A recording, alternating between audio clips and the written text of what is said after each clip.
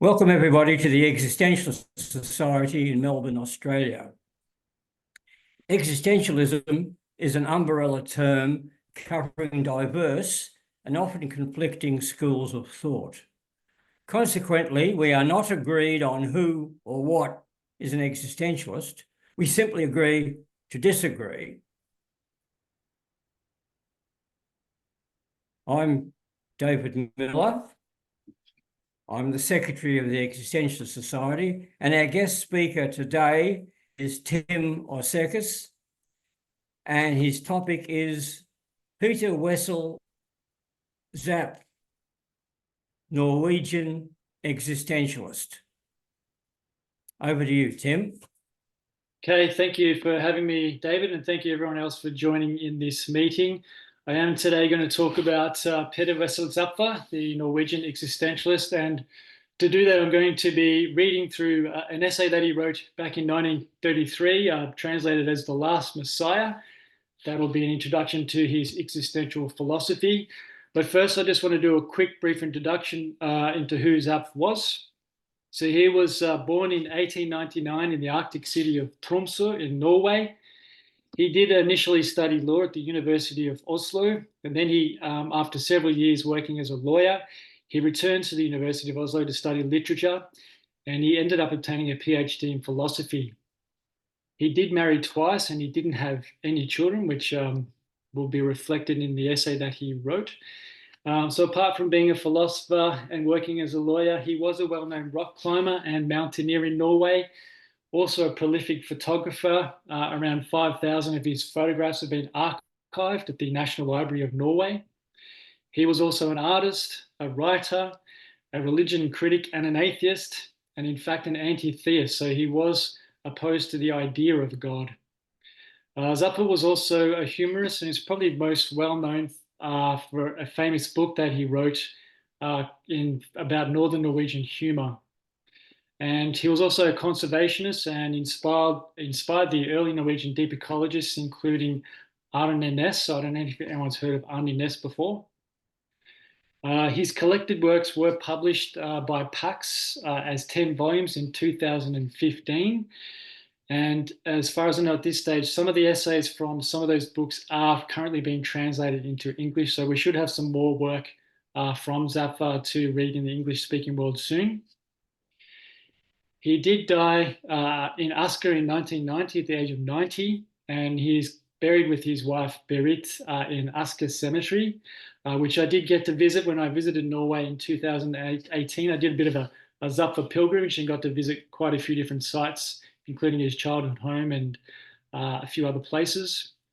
If anyone wants to read a little bit more about Zapffe in terms of his biography, you can read the Wikipedia page on Peter Wessel Zapffe. And there's also a website called openairphilosophy.org with a link to Peter Wessel Zapffe there as well that you can see. Can everyone hear me okay? Can you hear me, David? Yes, you're quite okay. Excellent. Okay. So I just wanted to briefly also mention some of the influences on Zapffe. So they include Søren Kierkegaard, Friedrich Nietzsche, Arthur Schopenhauer, the biologist Jacob von Uexküll, who also influenced Martin Heidegger with the notion of the term Umwelt, and also the Norwegian playwright Henrik Ibsen. And someone who is a little bit more well-known these days, Thomas Ligotti, famous, or not, I don't know if he's that famous, but he is a horror fiction writer. He wrote a book, it was a non-fiction book called The Conspiracy Against the Human Race in 2010. I'm just putting that up for anyone can see now. Can you see the book? Yes. Yep, great. Okay. Yep, that was also republished by Penguin Books in 2018. And that particular book was influential on the writer Nick Pizzolatto, who wrote for the TV show True Detective, and was was used for the development of the character Rust Cole. So there might be a few people out there who have seen that TV show. In terms of Zapffel's philosophy, he did use the term biosophy to describe his philosophy, so that was influenced by biology. Today, it can be viewed as an evolutionary form of existentialism. And in addition to that, it is a pessimistic form of existential philosophy, leading to an antinatalist conclusion. So, yeah, quite different to the standard sort of existentialists who tended to be more sort of positive about life. But in terms of the essay I'll be reading out today, it was originally published as Densista Messias in 1933 in the Janus magazine, where Zapffe presented for the first time his thoughts on what it means to be a human being. I first came across this essay in this book here, Wisdom in the Open Air, The Norwegian Roots of Deep Ecology. That was edited by Peter Reed and David Rothenberg. So there is a translation in there, translated by Peter Reed and Sigmund Kvarløy, who was also quite influenced by Peter Wessel Zapffe. And there is a link to that essay on the Open Air Philosophy website, which I've shared previously. And I just wanted to mention that Zapffe later expanded on the last Messiah in his doctoral dissertation that became his magnum opus and was published as Om det Tragiske, or On the Tragic in 1941. And fortunately, the first English translation, On the Tragic, was published earlier this year in March by the American philosopher Ryan L. Schaller. So I hope everyone can see that book there. That's about 582 pages, so similar in length to Heidegger's Being in Time and Sartre's Being in Nothingness.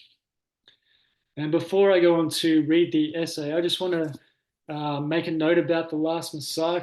I just want to mention Zapffe wrote in an archaic style of Norwegian that is meant to sound antiquated. He uses the word man to refer to humanity throughout the essay, which can be viewed as exclusive and sexist today. So apologies to those who find this offensive.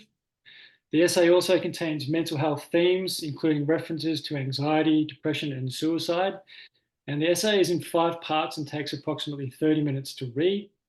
So after I've finished reading that, we'll open up to questions, comments, and discussion. Okay, so just launching into the essay now. So The Last Messiah, Part 1. One night, in times long since vanished, man awoke and saw himself. He saw that he was naked under the cosmos, homeless in his own body. Everything opened up before his searching thoughts. Wonder upon wonder, terror upon terror, all blossomed in his mind. Then woman awoke too and said that it was time to go out and kill something. And man took up his bow, fruit of the union between his soul and the hand, and went out under the stars. But when the animals came to their waterhole, where he out of habit waited for them, he no longer knew the spring of the tiger in his blood, but a great psalm to the brotherhood of suffering shared by all that lives. That day he came home with empty hands, and when they found him again by the rising of the new moon, he sat dead by the waterhole. Part 2. What had happened? A break in the very unity of life, a biological paradox, a monstrosity, an absurdity, a hypertrophy of the most catastrophic kind. Nature had aimed too high and outdone itself.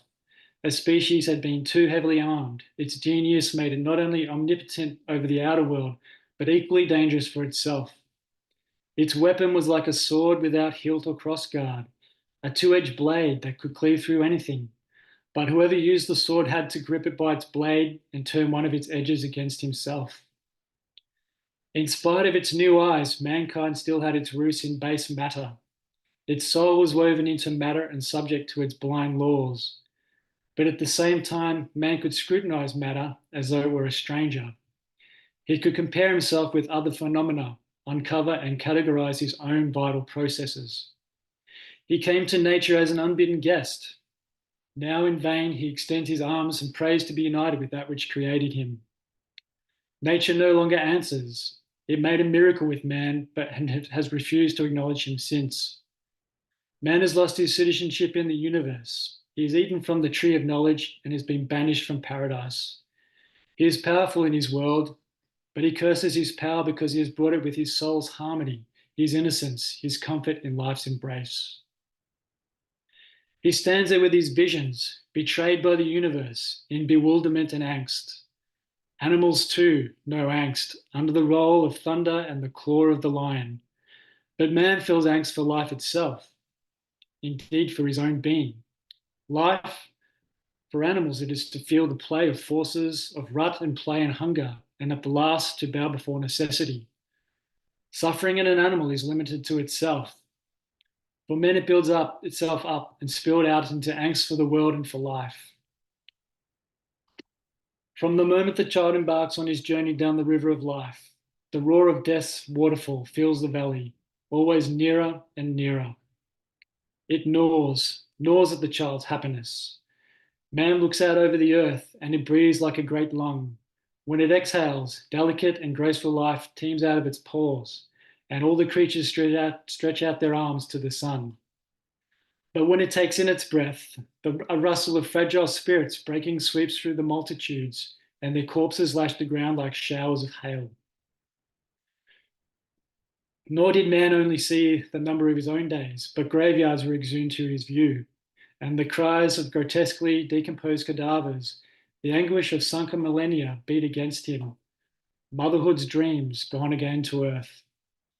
The veil of the future was turned aside, and it showed him a nightmare of endless repetitions, a senseless squandering of organic stuff. The suffering of humanity's billions passes into him through the gate of his empathy. Every event sneers at his demand for justice, the principle he holds most dear. He sees his genesis in his mother's womb.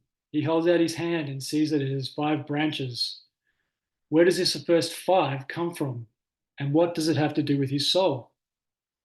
He is no longer simply at one with himself. In terror, he touches his body. This is you, and you extend so far and no farther. He carries a meal inside himself. Yesterday was an animal running freely about by its own will. Now he is absorbing it, making it part of himself. Where does it begin and where does he end? Things blend into each other in sequences of cause and effect, and everything he tries to seize and hold dissolves before his probing thoughts. Soon he sees mechanics behind everything, even behind that which he used to hold dear, his beloved smile. There are other smiles too, toes peeping through a torn boot.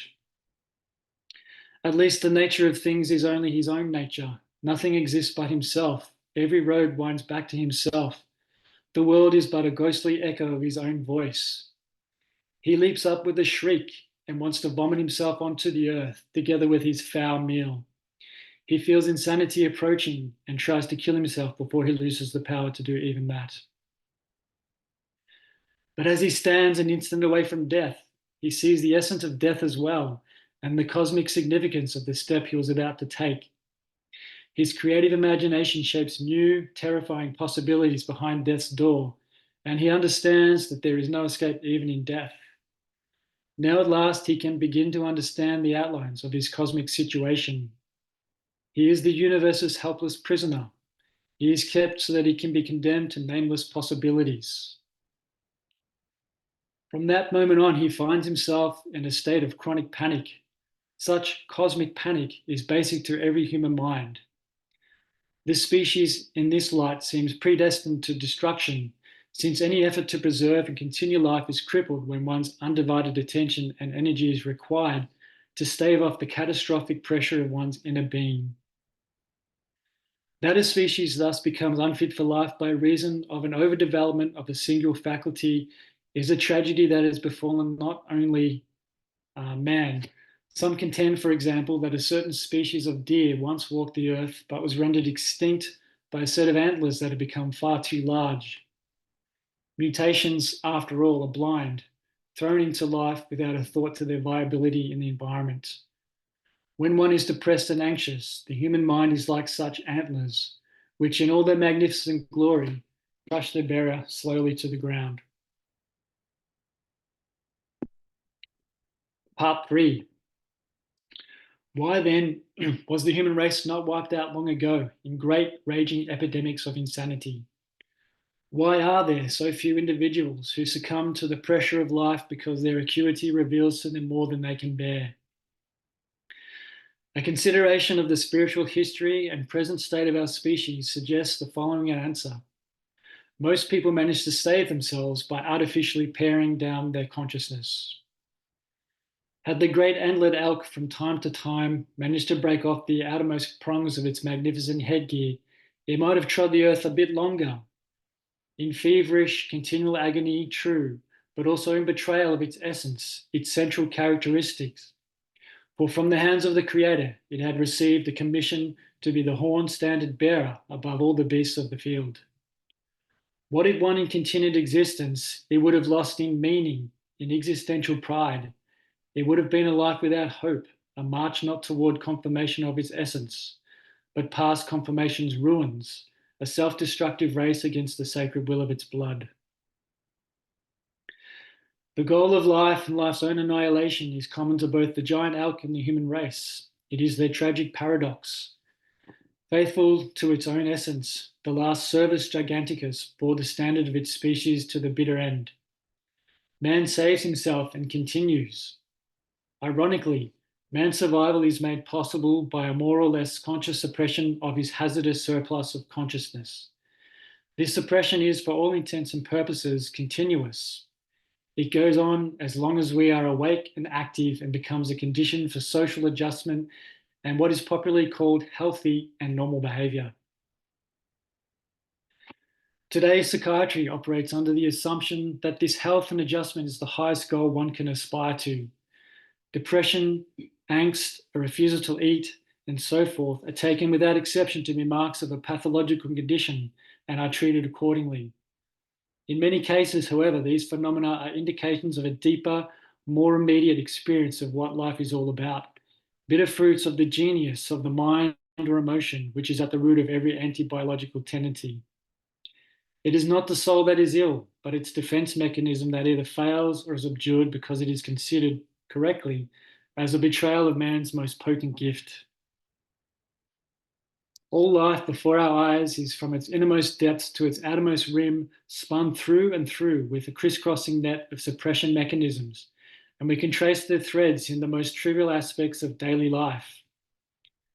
These mechanisms are of an almost infinitely colourful variety, but it seems justifiable to indicate at any rate four main types, which naturally occur in all manner of combinations: isolation, attachment, diversion, and sublimation. By isolation, I mean a completely arbitrary rejection of disturbing and destructive thoughts or feelings. Fully developed and in an almost brutal form, isolation can be observed in doctors who, with an eye to their own self-protection, see only the technical side of their profession. It may also degenerate into pure vulgarity in ordinary thugs or medical students who try to exercise any sensitivity to life's tragic sides with violence, for example, playing soccer with the heads of cadavers. In our daily social life, isolation manifests itself through universal, unwritten agreements to conceal our existential condition from one another. This concealment begins with children in order to save them from being rendered senseless by the life they have just begun, to preserve their illusions until they are strong enough to lose them. In return, children are forbidden to embarrass their parents by untimely allusions to sex, shit, and death.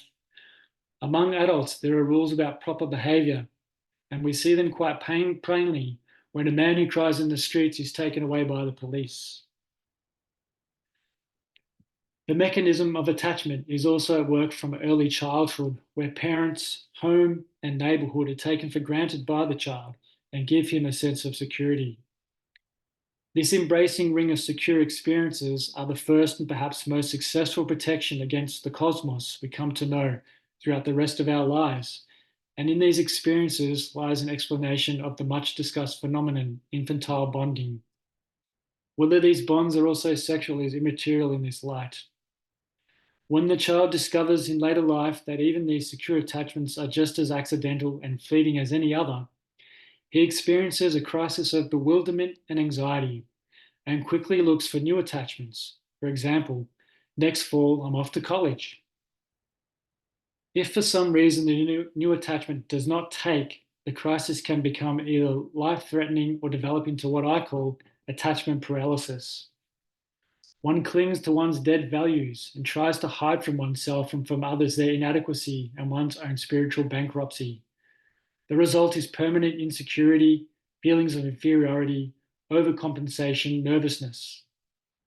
To the extent that the condition can be analyzed, it becomes an object for psychoanalytic treatment, through which one tries to make a successful transferal to new attachments.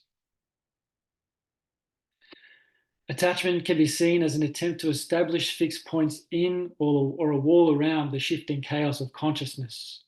Usually this is an unconscious process, but sometimes it is quite conscious, as for example in an attempt to set some sort of goal for oneself, some reason to live. Generally, useful attachments are looked upon with sympathy, and those who give their all for their attachments, their company, or a project, are set up as role models for the rest of us. These heroes have managed to set up a strong bulwark against the dissolution of life, and others are supposed to profit by their example. Even bon vivants, we say, settle down, get married, and have children. The necessary walls are built automatically. We build a certain necessity into our lives. We welcome that which formerly might have seemed an evil, only as a balm for our frayed nerves, a high-walled container for a feeling for life that had become slowly saturated with insecurity. Every social unit is a large, rounded attachment system built on the solid beams of basic cultural ways of thinking. The common man manages with these shared cultural beams. His personality almost builds itself. Our personality has stopped developing and rests on inherited cultural foundations: God, the church, the state, morality, destiny, the laws of life, the future. The closer a norm lies to the bearing beam, the more dangerous it is to disturb it. As a rule, those close-lying norms are protected by laws and threats of punishment, the Inquisition, censorship, conservative attitudes, and so forth. The strength of any one link in a chain of norms depends either on our not seeing through its fictive nature, or on everyone's recognizing that it is a necessary norm, even though we realize that it is a fiction. An example is religious instruction in schools, which is supported even by atheists because they see no other way to compel children to act according to socially accepted norms. As soon as the link's illusory nature or needlessness is perceived by someone, they quickly try to exchange the old norms with newer. There is a saying, truths have a limited life expectancy. And this is the cause of all spiritual and cultural infighting, which, together with economic competition, constitutes the dynamic of world history. The lust for material goods or power is not motivated so much by the direct usefulness of wealth, since nobody can sit on more than one chair at a time or eat more than their fill. The real value of great wealth is that the wealthy have at their disposal a much wider variety of possible attachments or distractions.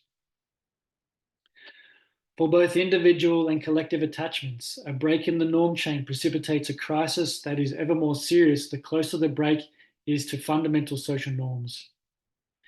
In one's inner self, where one is protected by outer walls, crises are encountered daily, but more often minor frustrations than life-threatening disasters. Here one can still toy with attachments, fighting them with mild swearing, social drinking, vulgar behavior, and so on. But playing these games can unwittingly dig too deeply at a weak spot in one's protective walls and break a hole through into the yawning void.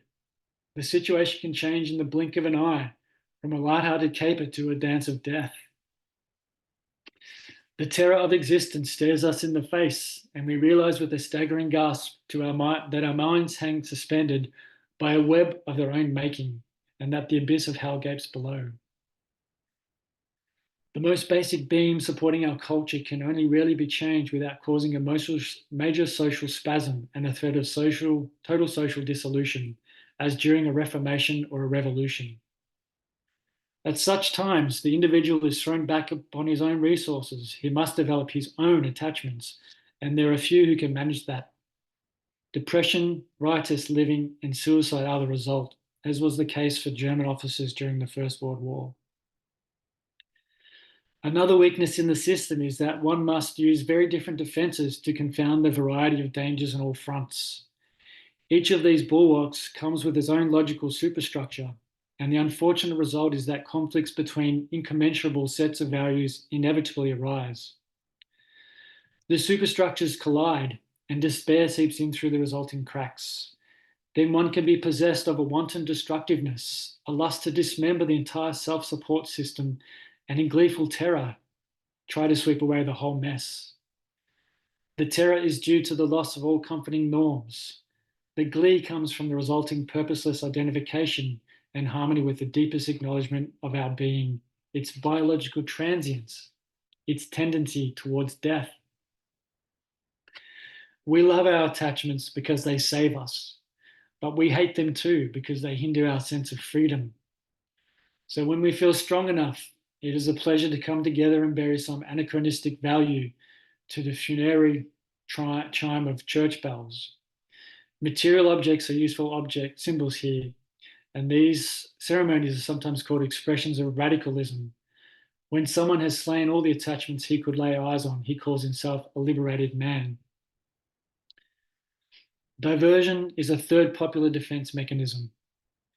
With diversion, we keep our field of vision within acceptable bounds by keeping it busy with a ceaseless stream of new impressions. This is a typical dodge in childhood. Without diversions, a child can't stand himself. Witness the common complaint. Mum, there's nothing to do.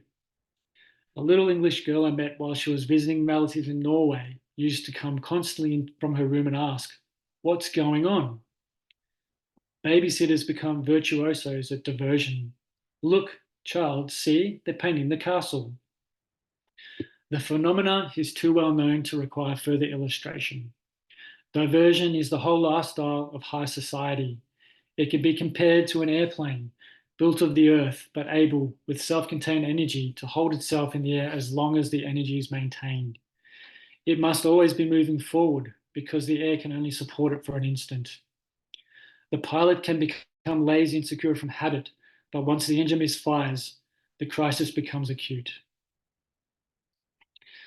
Diversion tactics are often quite conscious. We need to steadily divert our attention from ourselves because despair can lie just under the surface in a catch of breath or a sudden sob.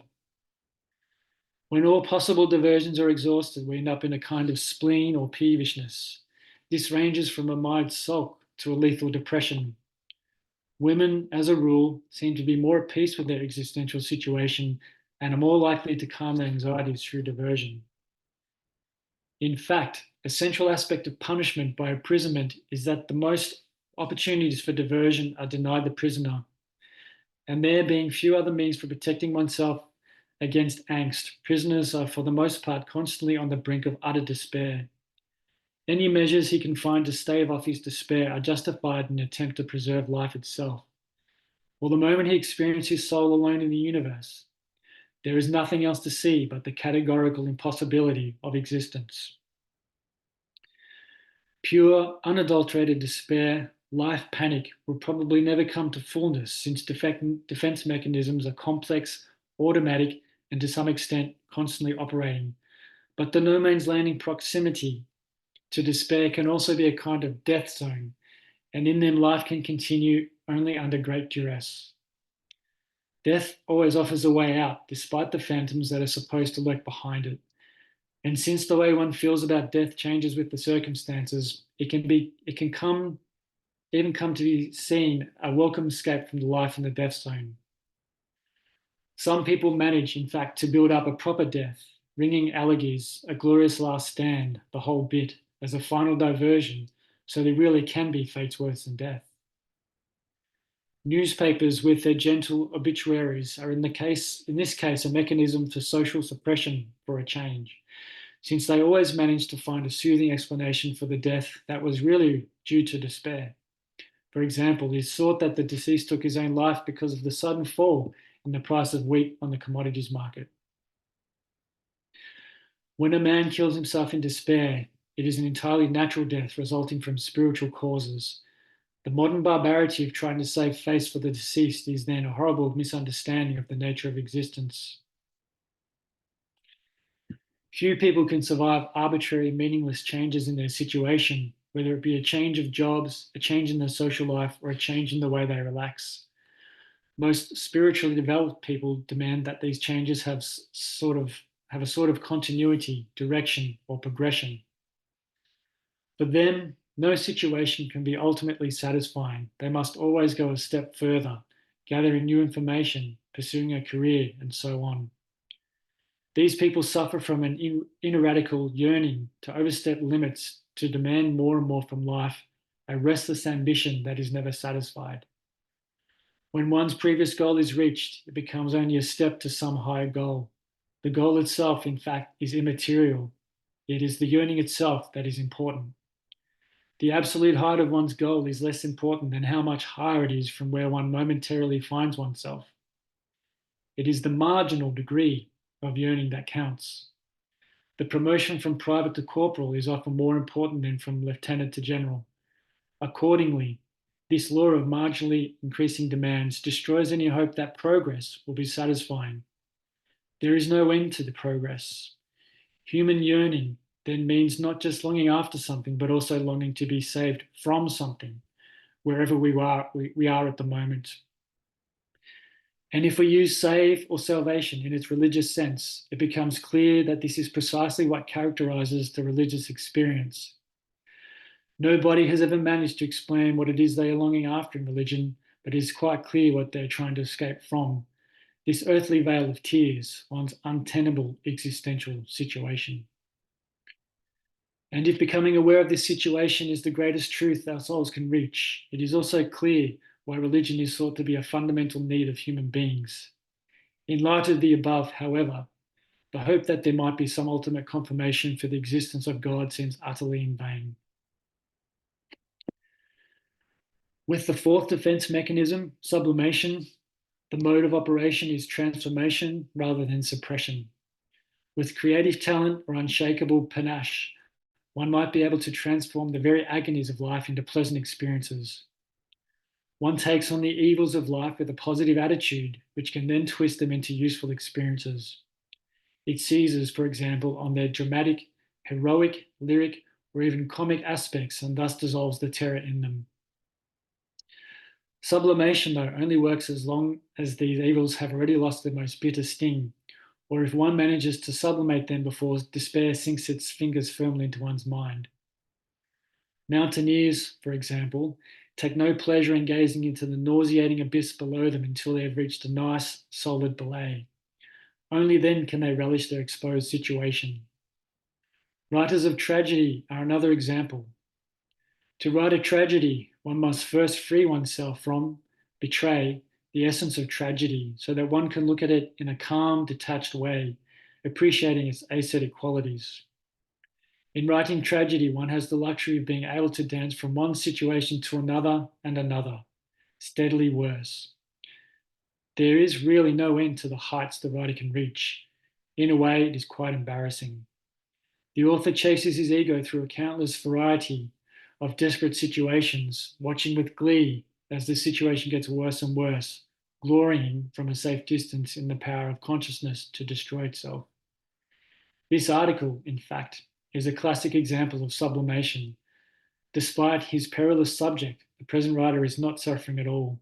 He is merely filling pieces of paper with words and will probably get paid for the manuscript. Part 4. Is it possible for so-called primitive peoples to manage life without all these philosophical spasms and gymnastics? Is it possible for them to live in harmony with themselves in the undisturbed pleasures of work and love?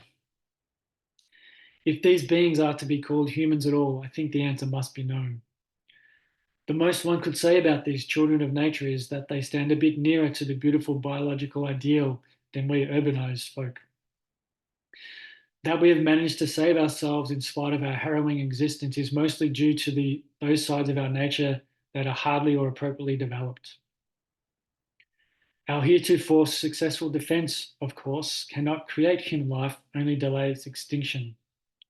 Still, our most positive traits are the proper use of our body's strengths and the biologically useful parts of our souls.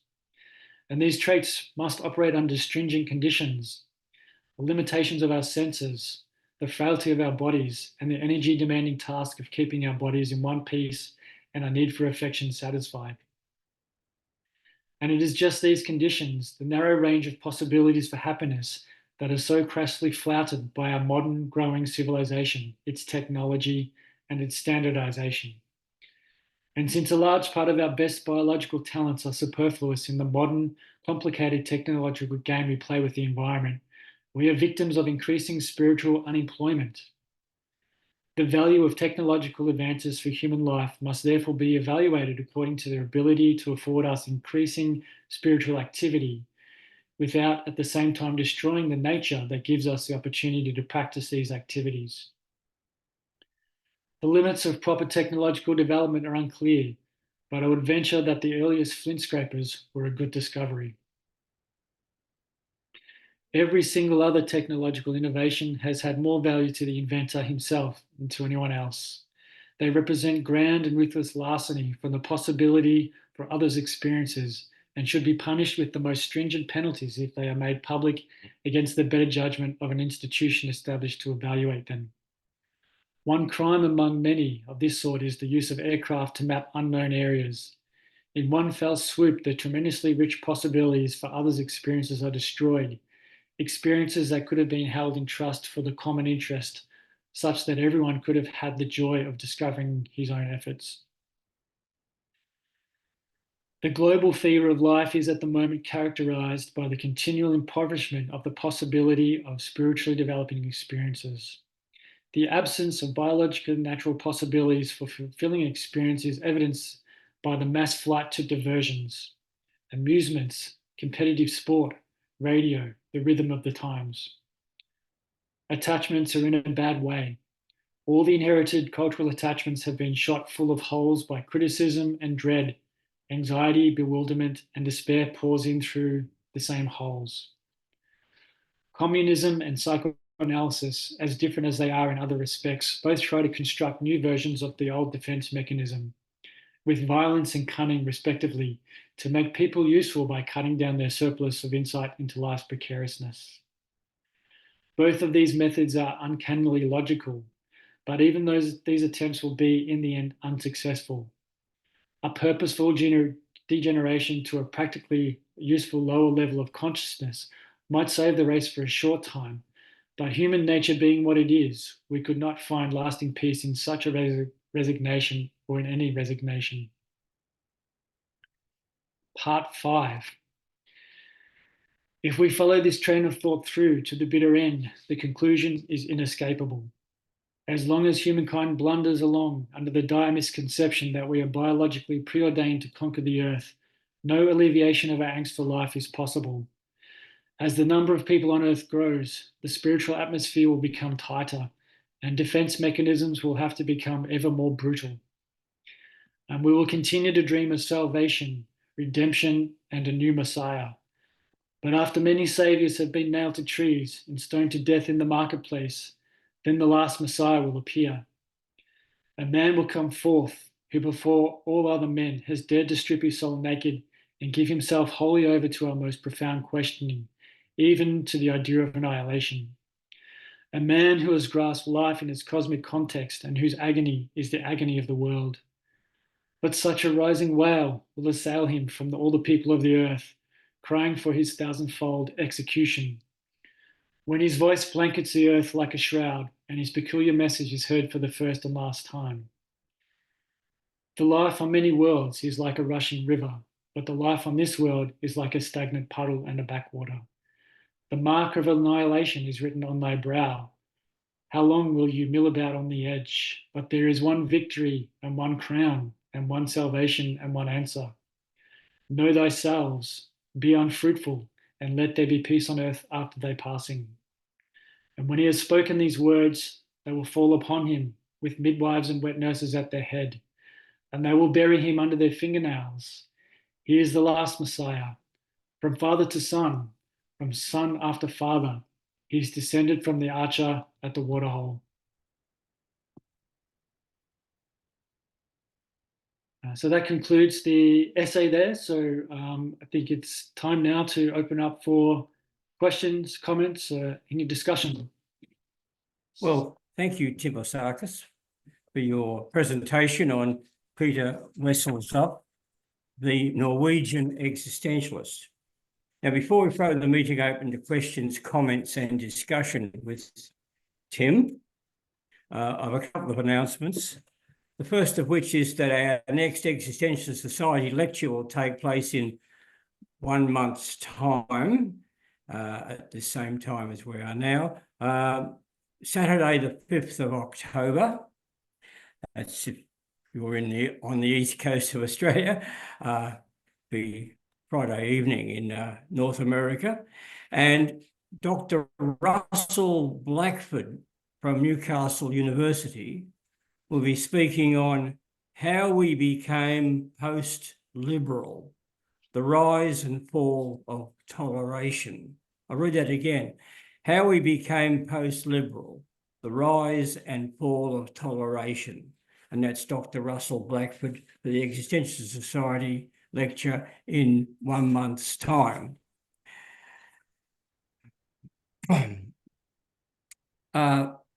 Existentialist Society on its meetup platform hosts a few other groups at this time each week.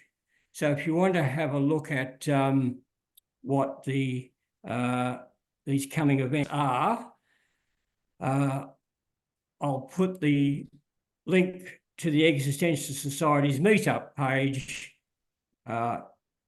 in the chat, and you can see what each week's topic is. Now, for our questions, comments, and discussion period, we'll use the raised hand method so that everybody can speak in turn without interrupting each other. So the raised hand icon, you'll find at the in the React tab at the bottom of the screen. So Les, go ahead. Thanks, David, and thanks, Tim, for reading the paper.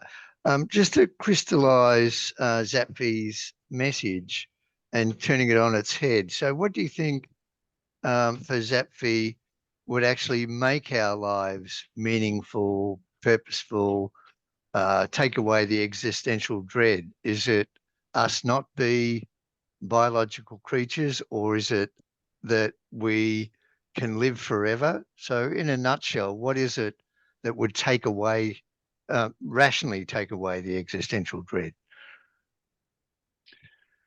Well, I think the point Zapffe was trying to make is that consciousness itself is the problem, particularly for human beings. So, and we spend most of our time trying to do that in some ways by not being conscious. So, for example, trying to get rid of those moments of boredom or any sort of thing that might cause us some anxiety or stress.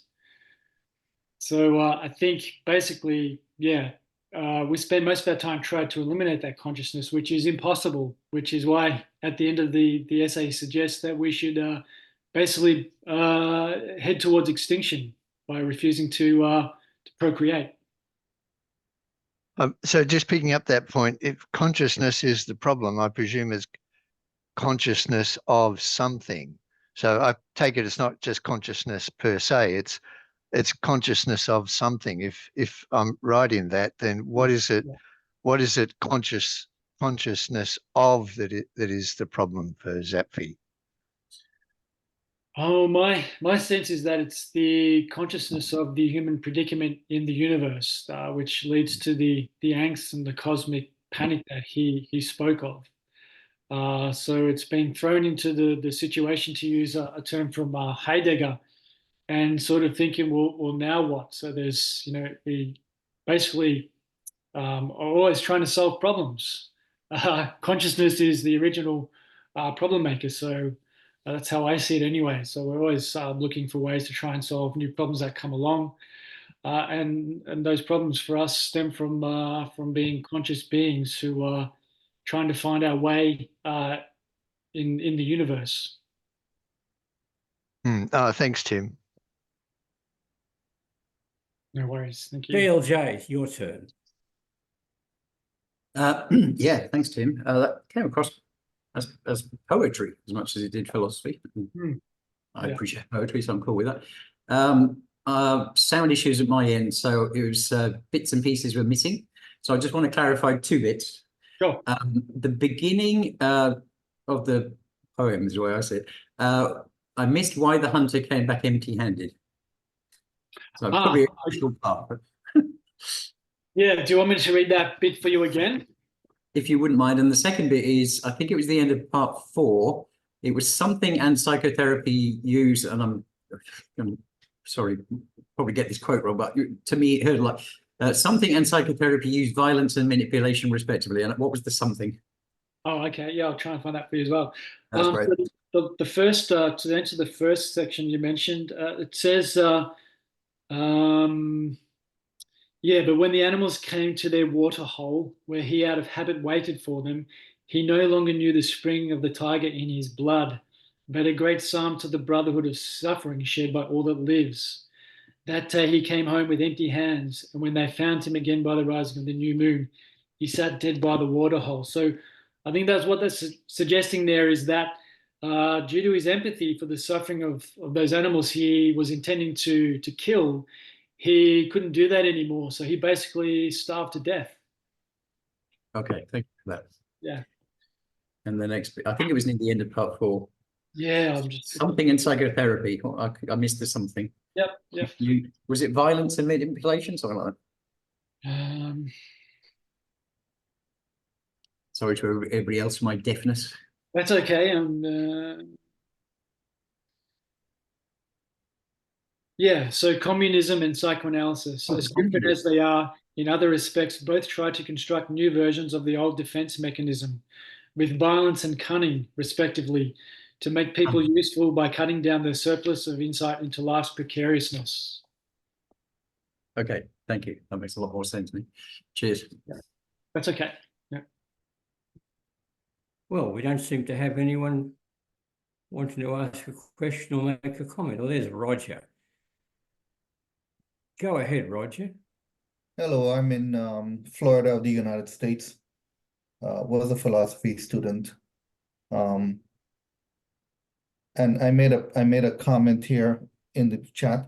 Consciousness reflecting on itself is solipsistic hell, because the dryness of consciousness reflecting only upon itself is a sort of like a solipsistic, self-imposed or self-restricted hell.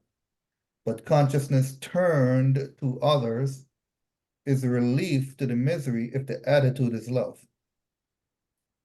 So the point I'm trying to bring to existentialism and the idea of existential dread is that the jewel of consciousness is love. That's what brings consciousness. That's what redeems consciousness. So I know existential dread because I think I suffer from mild depression, and I always make jokes to people who, to regular folk that didn't study philosophy, that today I'm in existential dread, and they often look at me like, what's wrong with this guy? But it's because I realize I've been so self-consumed and self-involved and self-reflecting. But when I developed spirituality and I turned it outward to serving others, now I'm a case manager who serve the needy. And in that service, in making myself available 100% to serving others, I find a joy that wells up in the center of consciousness. And it's actually the hidden jewel of happiness. And that's the solution to existential dread. That's what I wanted to offer. Sure. Thank you, Roger. I definitely hear what you're saying there. I think that sort of ties into the second defense mechanism that Zapffe spoke about, attachment. So in response to our existential situation, we do attach ourselves to certain values and life projects and goals, to including focusing on love and other people to help us through our existential predicament. So I think that makes complete sense there, what you're saying. Well, thank you. Les, your turn. Thanks. Yes. Well, I think calling what Roger does with the great work he does in helping others who need help, calling that Roger's work as a way for him to psychologically get through life, and he's just practicing attachment and diversion. I mean, I think that seriously devalues and demeans the very valuable work that Roger does. And I don't think what Roger does, well, he might think, because you were saying, Roger, that you actually suffer from depression. So maybe in Roger's case, it is a way for him to get through life. But I know for all of the people I know and talk to, this notion that they're doing what they do for themselves and for others as a way of getting through life, it's just completely alien to me. I mean, I think Zapffe's essay is a wonderful piece of literature. It's a great piece of literature, but it's so alien, so alien to the world I know experientially, and it's so alien to the world of the people, and so alien to the people I know. Thanks. Yeah, so who was that speaking? Me, Les Allen. Les Allen.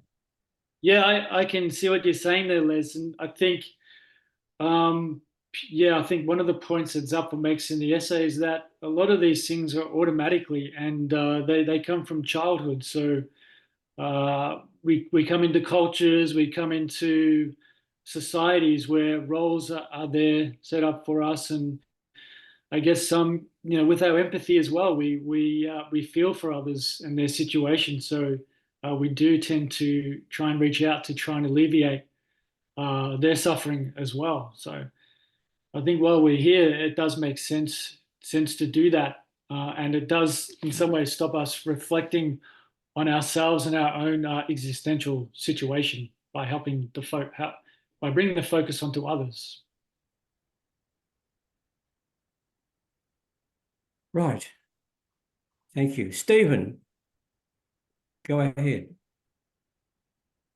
So the great Rudolf Steiner had a similar view to Rogers. He claimed if you suffer from a melancholic disposition, the best thing is to find employment where you're looking after others who are suffering to some degree.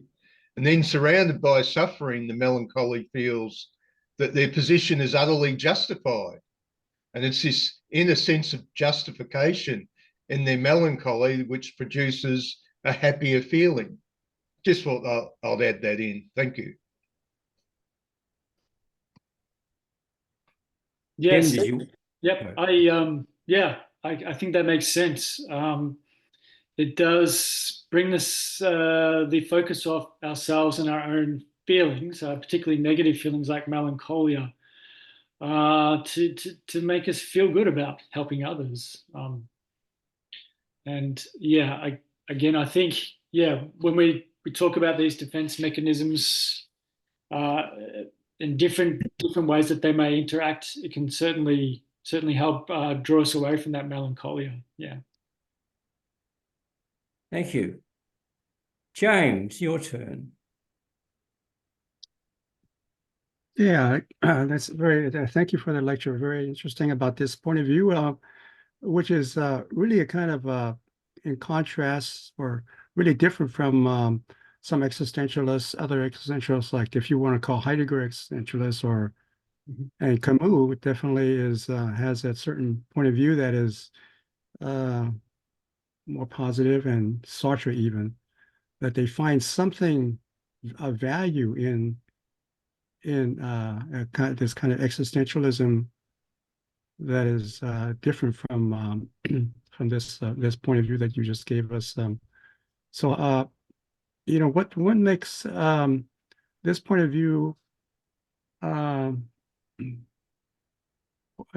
poignant and so different from the others is Heidegger also a form of sublimation or distraction or attachment to a particular kind of representation?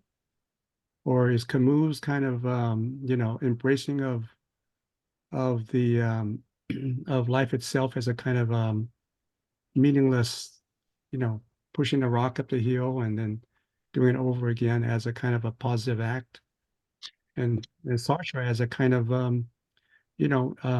that life is all about just some project that is, he would consider a distraction or a form of sublimation or a attachment. So could you kind of like talk about that?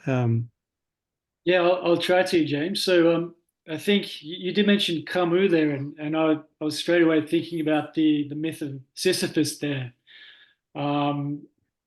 Yeah, sort of rolling the boulder up the hill and watching it roll down again each day. So that represents the absurdity of existence. I think that Zapffe was alluding to as well in his essay, and I guess that boulder represents the things that we do to try and create meaning, purpose, those things like our attachments, our diversions, those things that get us through each day. If this is a representation of our daily task, we're pushing things uphill to get us through the day, and then they sort of rolls down again. We do the same thing the next day.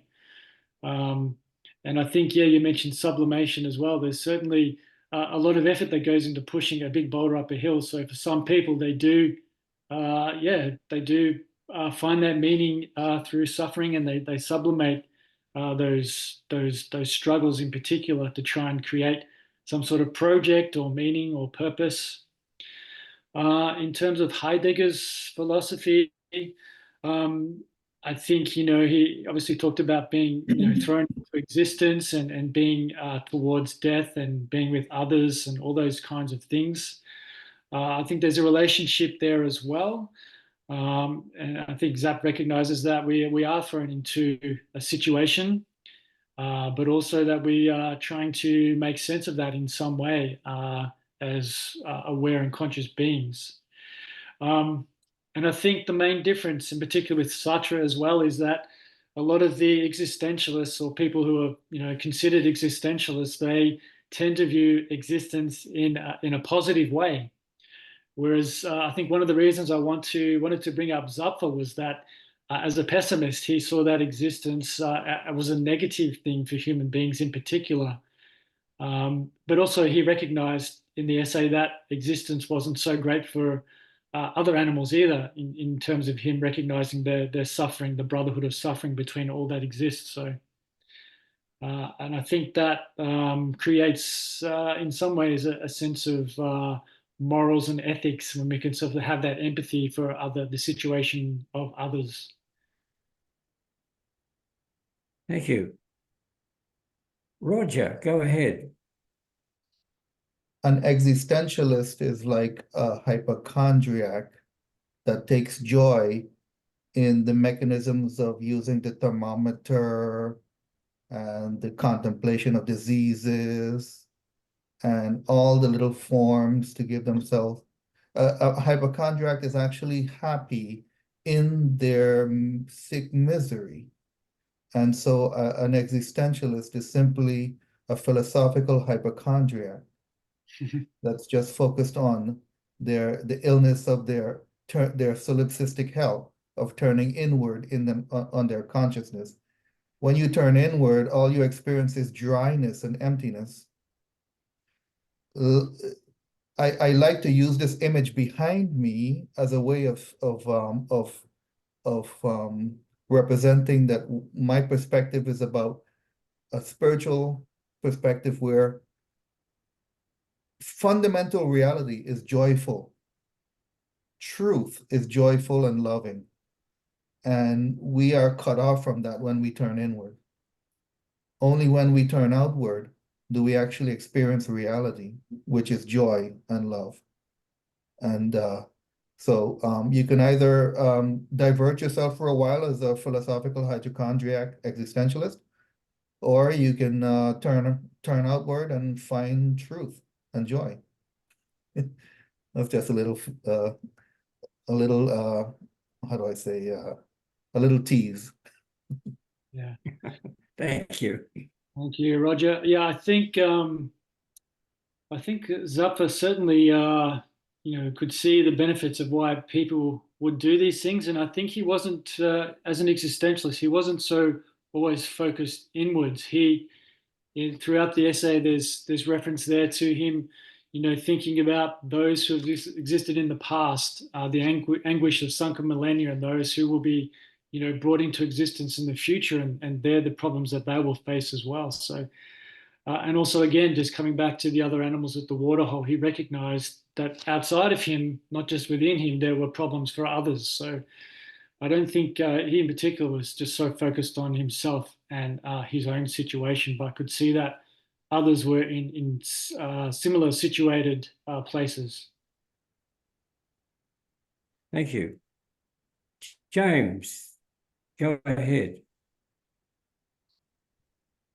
Yeah. Also, is there a kind of presumption of that the character that he describes at the waterhole Mhm. is assuming that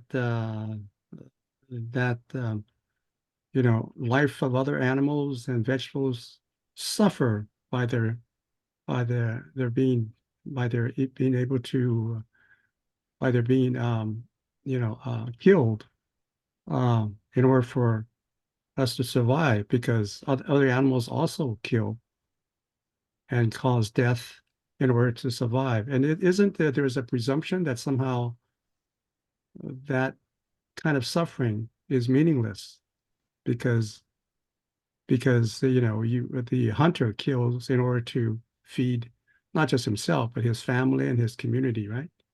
So there's a kind of attachment, you could say, to his family, his community, and that somehow, that kind of, assumption that others suffer, then somehow you have to cut down the vegetables or fruit in order to survive, as though the fruits and vegetables you cut down, animals that you kill, suffer, and you should sympathize with that kind of suffering. And of course, the Native Indians, a lot of tribes, believe that there is some spiritual, essence, beyond the material world, and that there's assumption that there is something beyond. There's a kind of faith that there is somehow essence beyond the existence of this world. And existentialists assume that that only the essence is prior to essence. Perhaps that maybe that's the wrong way of looking at life. That there is no inherent essence from the very beginning. Is that kind of an assumption, perhaps, that there's that consciousness is also not just conscious of existence, but also conscious of an essence? I think, James, you brought in quite a few different points there, so I just want to try and address some of them that I can remember. Firstly, the one about other animals and killing them. I think, yes, definitely other animals are out there, killing some to survive. Obviously, some animals, the herbivores, aren't generally doing that, only in self-defense, perhaps. But humans are different in that we can see that other animals, they run in fear from any kind of threat, particularly prey. They have nervous systems similar to ours, so we can assume that they are conscious and aware, and they have pain receptors, so they experience pain as well. So I think, particularly with the way things progress with modern morals in terms of things like veganism and movements like that, we humans have sort of made some progress there as well in thinking about what other animals experience. And in terms of people getting value from certain religious beliefs or spiritual beliefs and how that might tie into hunting, I think Zapffe probably, well, he obviously in the essay he talks about the religion as a form of attachment. So again, that gives some people a sense of meaning and purpose in essentially what is a meaningless cosmos. Thank you. Les, your turn.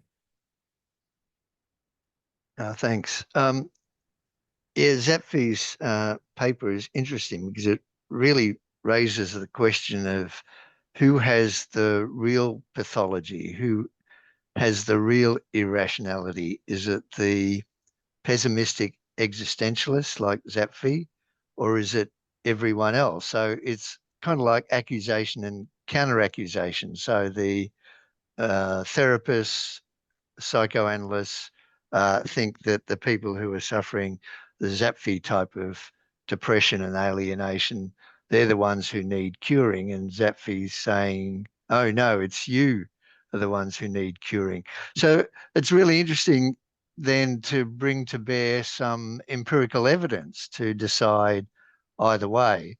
And my view. My view is that it's us folk who are not us normal folk are not being irrational in finding the joys and pleasures and purposes in our ordinary everyday living. And it's the people suffering this kind of alienation, this kind of depression that really are suffering from a psychological condition. I mean, we call it, in its worst case, we call it clinical depression, and we have treatments for it. There are behavioral treatments and there are medical treatments. So I'm going the other way. But that raises for me, like I said, the question with the accusation or counter-accusation, who's the one being irrational and pathological?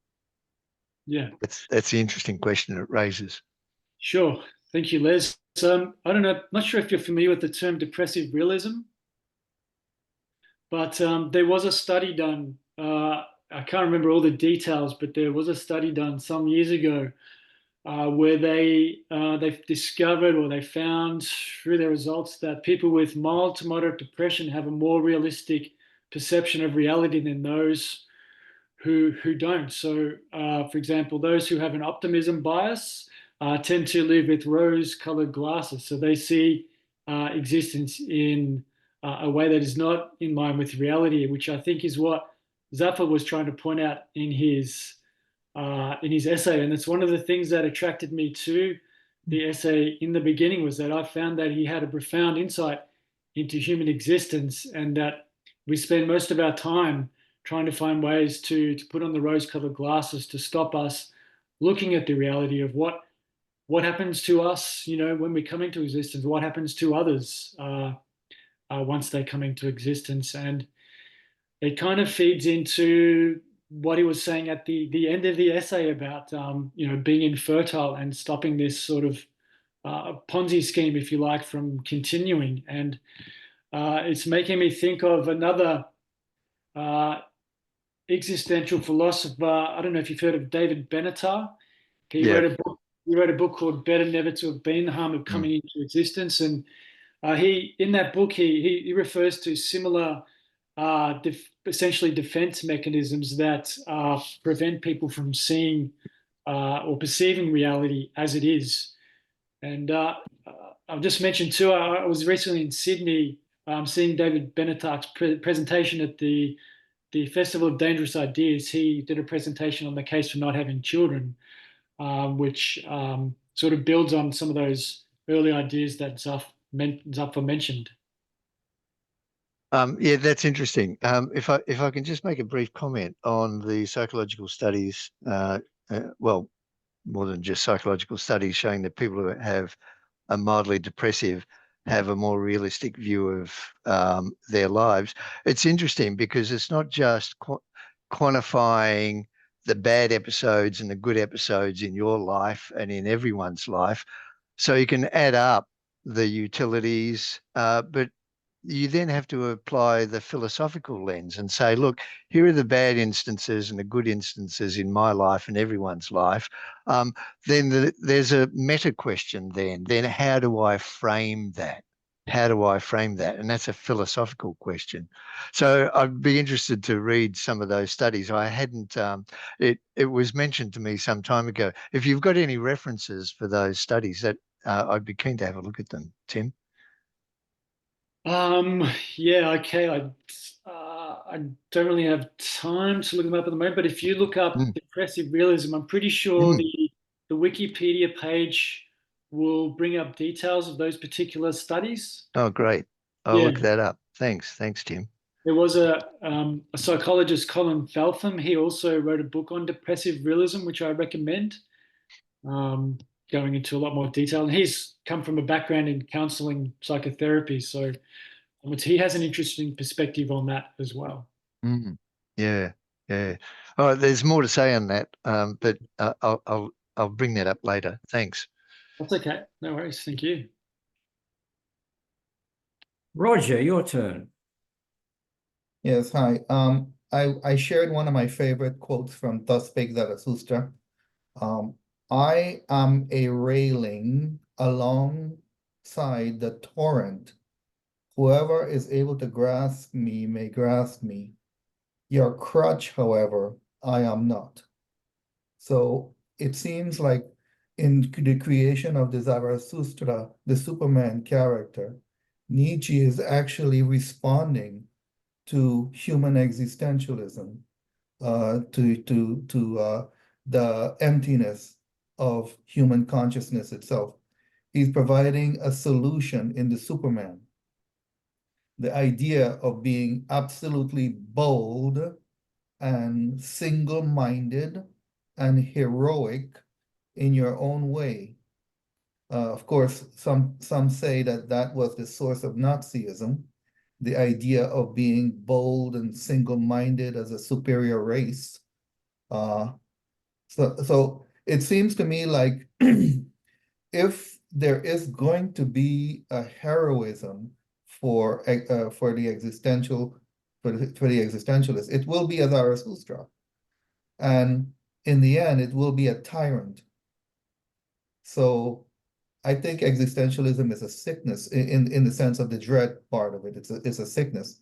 Now, being someone that is somewhat melancholy, I do suffer, I think, mild depression, but and I do understand when you're talking about realism, I do understand how that helps me as a philosopher, because when I'm in my positive mood, I have to logically reconcile all things in a positive perspective. When I'm in my down mood, I have to undo all that and reconcile it in a negative perspective. And then when I'm in my positive mood, I have to reconcile it again in a positive perspective. And in this constant re-reconciling of all things, I develop a deeper understanding of reality. This is why a lot of great writers were somewhat depressive, because it gives you a great introspective intelligence to be continually re-reconciling all the things that you know, from the positive to the negative to the positive. So it deepens your intelligence, to be a mild depressive. So again, just thoughts. Yeah, thank you. I'm thinking now about the Superman and how I think Zapffe used that in his own essay, which he sort of turned on its head in The Last Messiah. So there's a lot of influences there from Nietzsche, I think, in the essay. But clearly, Zapffe saw things a little bit differently to Nietzsche, and a lot of the things that he come up with in terms of heroism, things like that, again, were from Zappa's perspective, I think, were another form of attachment. Again, something just to help pull someone through, give them a focus in life against the struggles, the problems, all those sorts of things. Thank you. Stephen, go ahead. Well, I think there's a broad question here, but Zapffe seems to show qualities are so prominent in the infamous Nordic personality. So he's not alone, is he? He's got a host of fellow souls surrounding him. You know, you could. Yeah. I mean, you could get like the writer Knud Hamsun. You know, you could get into his books, and they're full of all that crazy sense of isolation, pessimism, and so what's it? We're dealing with a genre here. It's not just one guy. Yeah. So I think there's certainly some influence from Kierkegaard as well, you know, in terms of Scandinavians. But there's one thing I wanted to mention too about Zapffe is even though he created a pessimistic philosophy, he did enjoy some things in life. He was a prolific mountain climber. He was a great photographer. A lot of his photos, you know, there's 5,000 of them down in the archive, were taken in nature. He also was a humorist. I think he saw comedy as a response to the tragic human situation. So I think he recognized that there were those qualities in existence as well, but fundamentally, I think he saw those things as a reaction or a response to the existential situation that we've been thrown into. Thank you. Muri, it's your turn. Okay.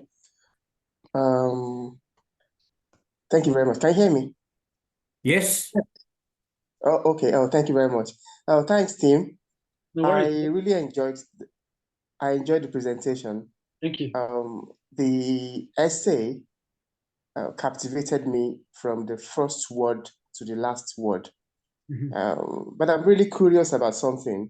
Sure. And that is, if being conscious causes so much suffering, depression, and bitterness, as the essay has argued, could it also have some positive sides? Could thinking, creating, and finding meaning be seen as good things too? Then I have another question, and that's it. If life is tragic, why do you think humans keep searching for answers and meaning? Why do we continue to have children and show them love, even the way life is full of challenges? Thank you. Yeah, sure. Well, I think one of the reasons why people continue to have children is to give them a sense of meaning and purpose. And it goes back to, again, one of those defenses, attachment that Zapffe talked about, and also feeds into the defense of diversion. It gives us gives people something to focus on, to prioritize, to put their time towards, to kill boredom. Even though, from what I hear around me, raising children creates a lot of problems in itself.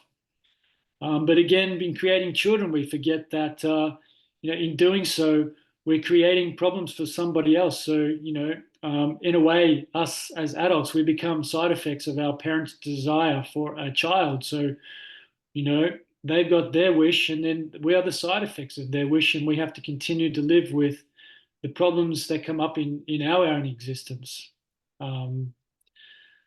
So I can't remember what the first question was that you asked there.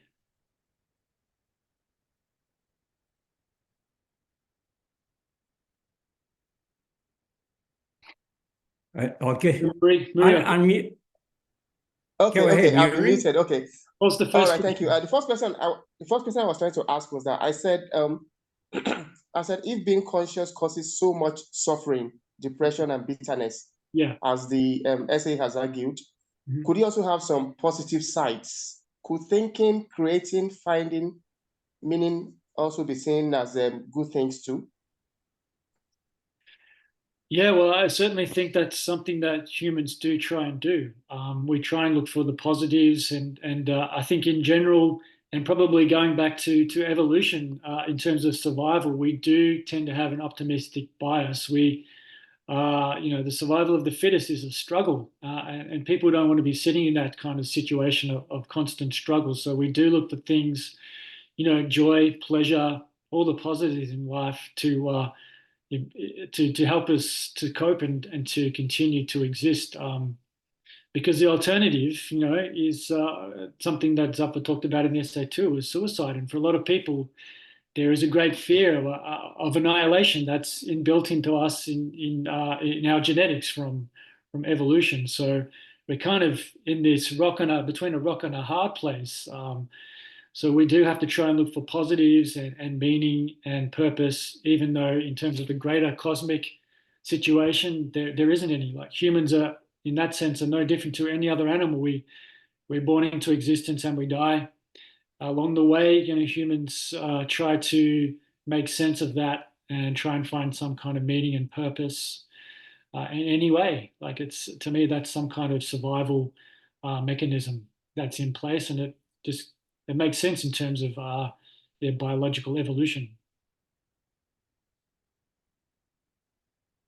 I just wanted to mention too, like, because I'm thinking about this, and some of this feeds into and is supported by the work of Ernest Becker, the Denial of Death, and another book which sort of supports Zapf's thesis is by Ajit Varki and Danny Brow. It's called Denial: Self-Deception, False Beliefs, and the Origins of the Human Mind.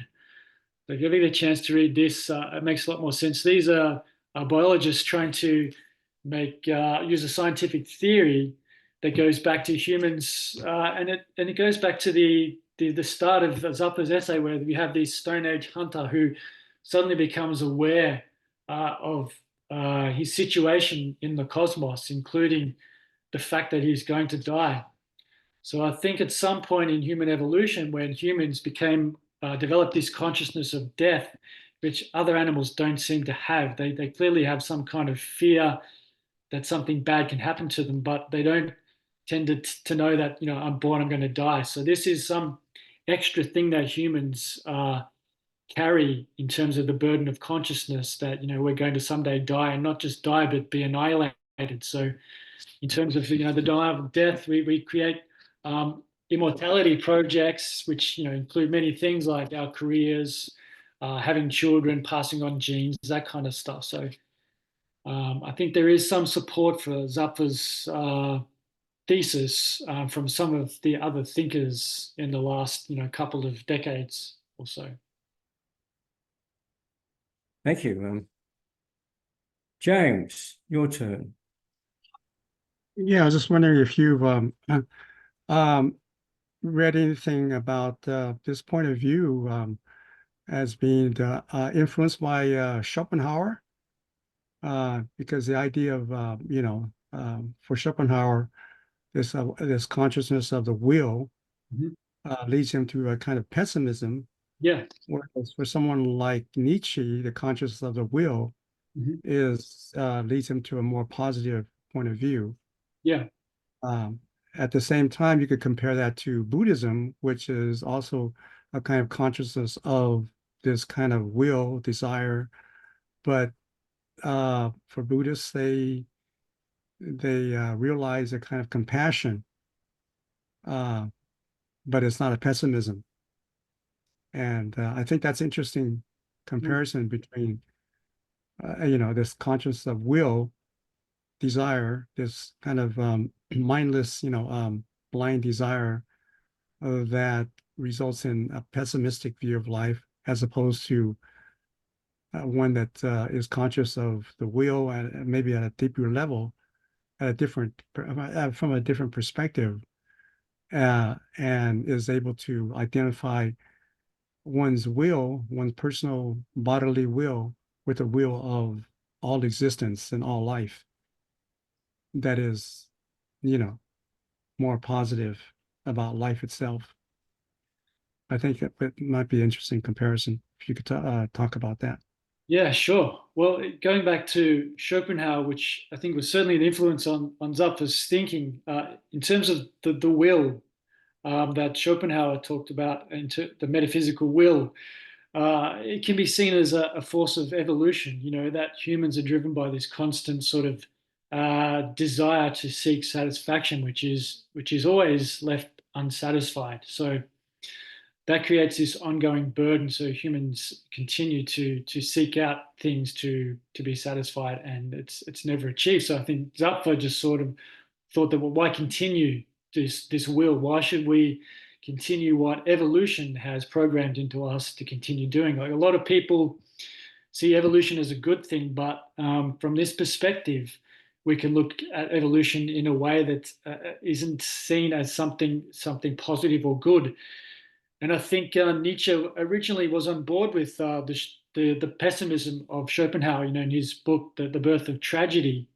But at some point, he moved away from that and created a response, saying yes to life, that kind of thing. And I know Schopenhauer was certainly influenced by Buddhist philosophy. And I know I was early on in my life as a teenager, came across Buddhism. And it is a deeply pessimistic philosophy. Like, if you look at the four truths of Buddhism, the first one is life is suffering, dukkha, which means, life is unsatisfactory.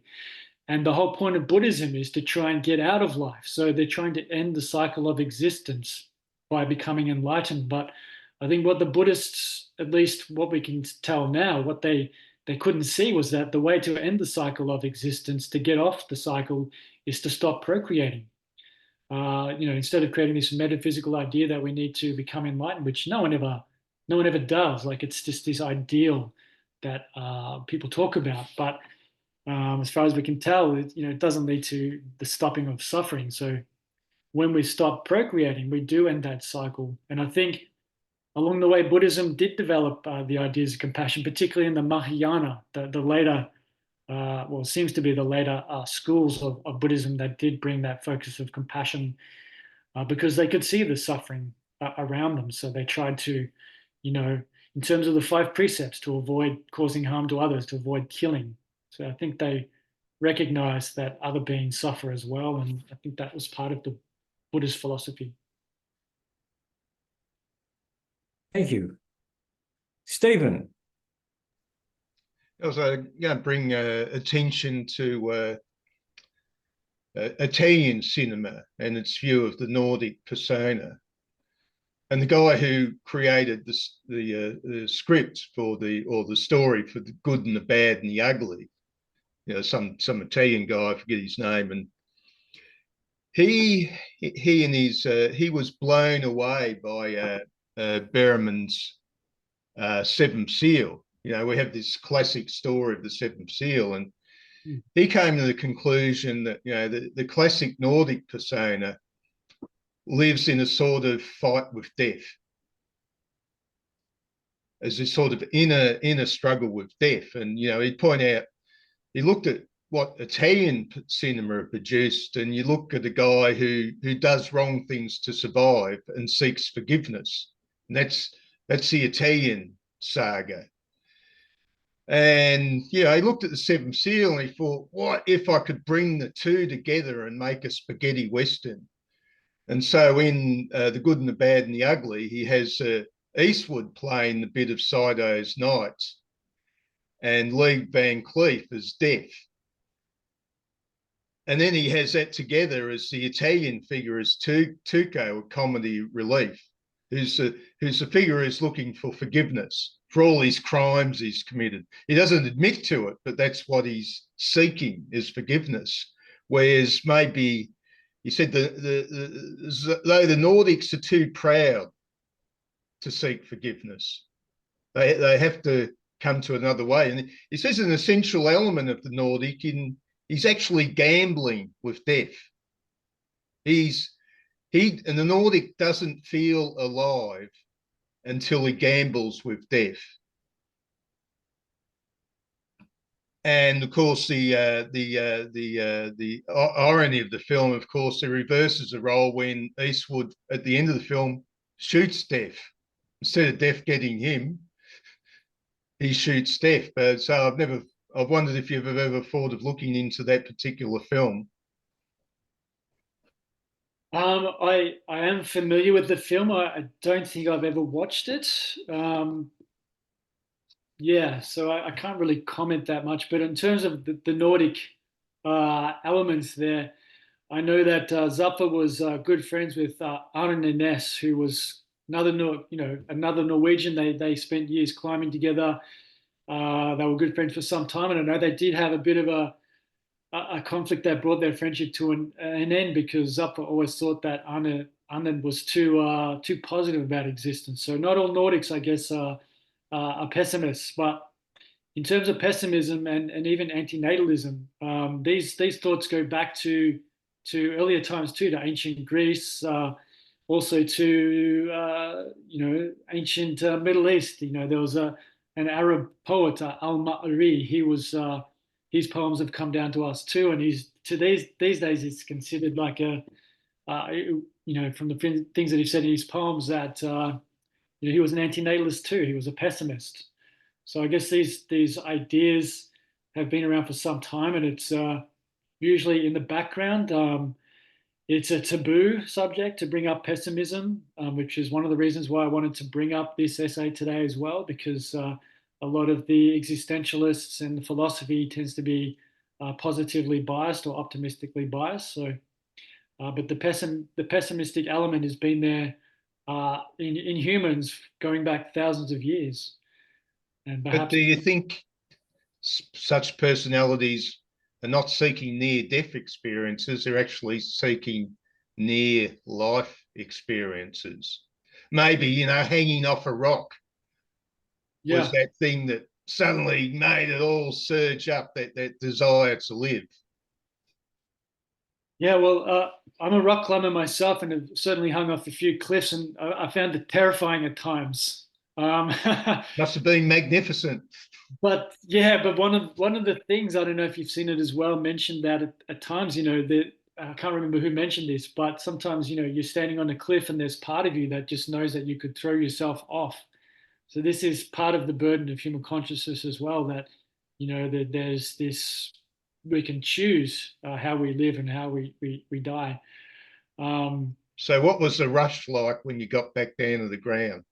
Oh, it's a good feeling to get back get back on the ground when you're hanging 100 meters up on a cliff face. I think that fear is just inherent in humans, and but I think also the good thing about climbing is something Zapffe enjoyed, is that you get away from society, you get away from the problems of society, you get away from your own problems.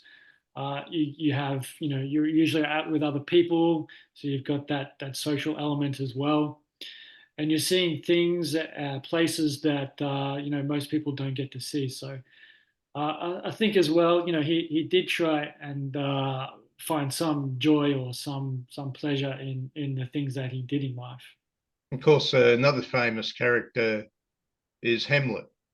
Oh, so that's the outstanding Nordic persona again. Yeah, well, in this book that Zapffe wrote in 1941, that was originally his dissertation. He does have a chapter in there where he does talk about Hamlet. So he does go into the tragedians and talk about tragic literature as well. So I do recommend this book if anyone gets a chance to read it. It's obviously an expanded version of The Last Messiah. So a lot more dense, a bit more tedious in terms of language. I think in those days, a lot of philosophers thought they had to write some kind of long, dense, obscure text to try and convince people. But I think the Last Messiah summarizes the ideas quite well. Roger, it's your turn. I wanted to respond to Maury's question about how to deal with the potential dread of human consciousness. I say art and humor are the healthiest ways to deal with the potential dread of human consciousness, short of the final solution in service and love. So you can still remain pretty human and unspiritual by simply engaging in art and humor. But to transcend the human, you can engage in service and love. And you transcend that human limitation, and then you enter into real joy and reality. But No, I thought I hope you guys have a sense of humor. I thought I'd share one of my favorite psychiatrist jokes. My psychiatrist usually humors me, but today, for the first time, he said no. No, Roger, I will not endorse your application for handicap parking on evidence of your personality disorder, simply because you refuse to park with all the other jerks. Get it? Oh, all right. That's my joke. So my personality disorder causes me to not want to park with all the other jerks, but my psychiatrist won't endorse my parking, okay. And the last thing I'd like to say regarding the Buddhism, the self does not disappear. Only perceptions of the self disappears. If people who tend to think that Buddhism is pessimistic are under the misunderstanding that the self can disappear, or that they're attempting to make the self disappear. The self in its enduring eternity cannot disappear. So only the perception of the self, which again is kind of like this solipsistic hell that we imprison ourselves with in pessimistic consciousness, pessimistic transcendental consciousness. These constant rotation of endless thoughts, which has no meaning behind them, of perception of self. That ends. When that ends, the how do you say, the reality behind all of that is enlightenment. Enlightenment is the natural state. It's only the deception of things and the endless rotation of things and perceptions, that is the hell. So thank you. Well, thank you. Did you want to respond, Tim? Well, my understanding of Buddhism, in addition to dukkha being one of the three marks of existence, no self was another one, anatta. So a key teaching in Buddhism is that there is no self, that the self is a creation, which comes through the coming together of causes and conditions. So in terms of human consciousness, that cannot exist without a human brain. And the human brain can only exist through the functioning of all the other organs. So to me, as once the brain stops functioning, consciousness disappears. There is no self. So it's all about causes and conditionings. That's my understanding of one of the key teachings of Buddhism. Yeah.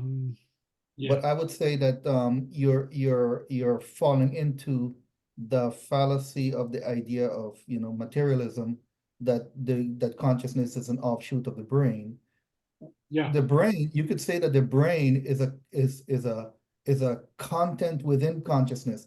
In other words, our consciousness musters up the idea of brain, and then we then think that the brain then produces the consciousness which produced the brain in the first place. So really, consciousness is primary, so the religion, you might say, it's almost a religion, the materialistic religion, to limit reality to the materialistic mechanism, and saying that consciousness is an offshoot of the brain. This brings us to near-death experiences, where many people experience clinical death for a while. Even the famous guy who was a neuroscientist who experienced death and experienced the afterlife, and realized that consciousness is primary, because his brain could never have mustered up any kind of images or memories that he had after clinical death, simply because his brain was infested with what's that disease? It's sometimes I lack words, but infection of the brain. It's there's a word for it, but his brain was Dementia? totally, huh? Dementia? The what? Dementia? Denature? Dementia. Dementia. No, it doesn't Not matter. dementia. No, not dementia. It's a disease that infects the brain itself. It's an actual infection of the brain. But the point is, this was a neuroscientist who is an expert on consciousness, on the notion of brain producing consciousness. And he said that he was completely, his old belief system was completely thrown by his near-death experience, where his brain was so infected that it could not have mustered up consciousness. Yet he had the most vivid memories of the spiritual world. So consciousness is primary.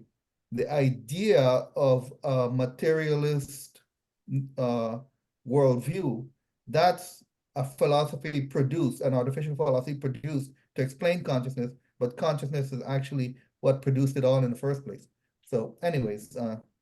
Yeah, I think that's getting a little bit off topic, but I will say as someone who works in healthcare and as someone who's experienced anesthesia, general anesthesia, to my mind that if some chemical can switch off consciousness, then at death, the brain is permanently switched off and consciousness disappears. So I see no evidence to suggest that there is some kind of consciousness that can exist or an awareness that can exist without a brain, without the senses giving some sense of existence. But I think, yeah, it's getting a bit off topic, so I'll just leave that there.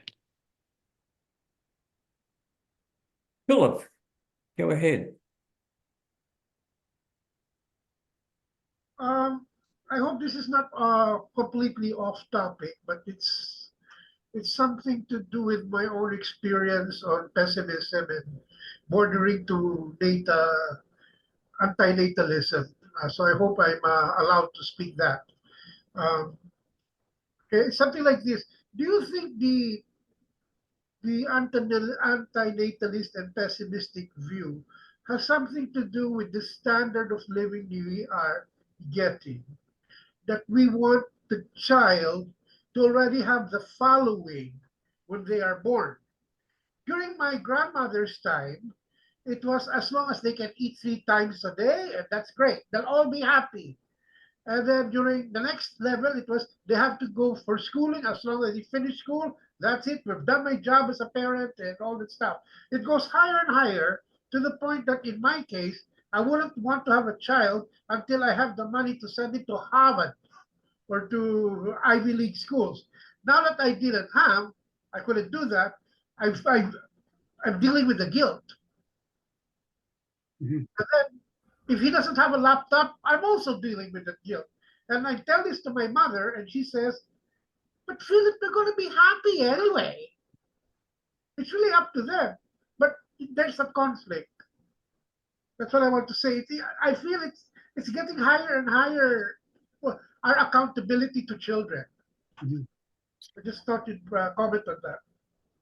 Yeah, I agree. I think that the cost of living in terms of finances is one thing that's leading more and more people to consider the costs for the children of bringing them into existence. And I think when we reflect more deeply about the cost of living, it goes beyond that.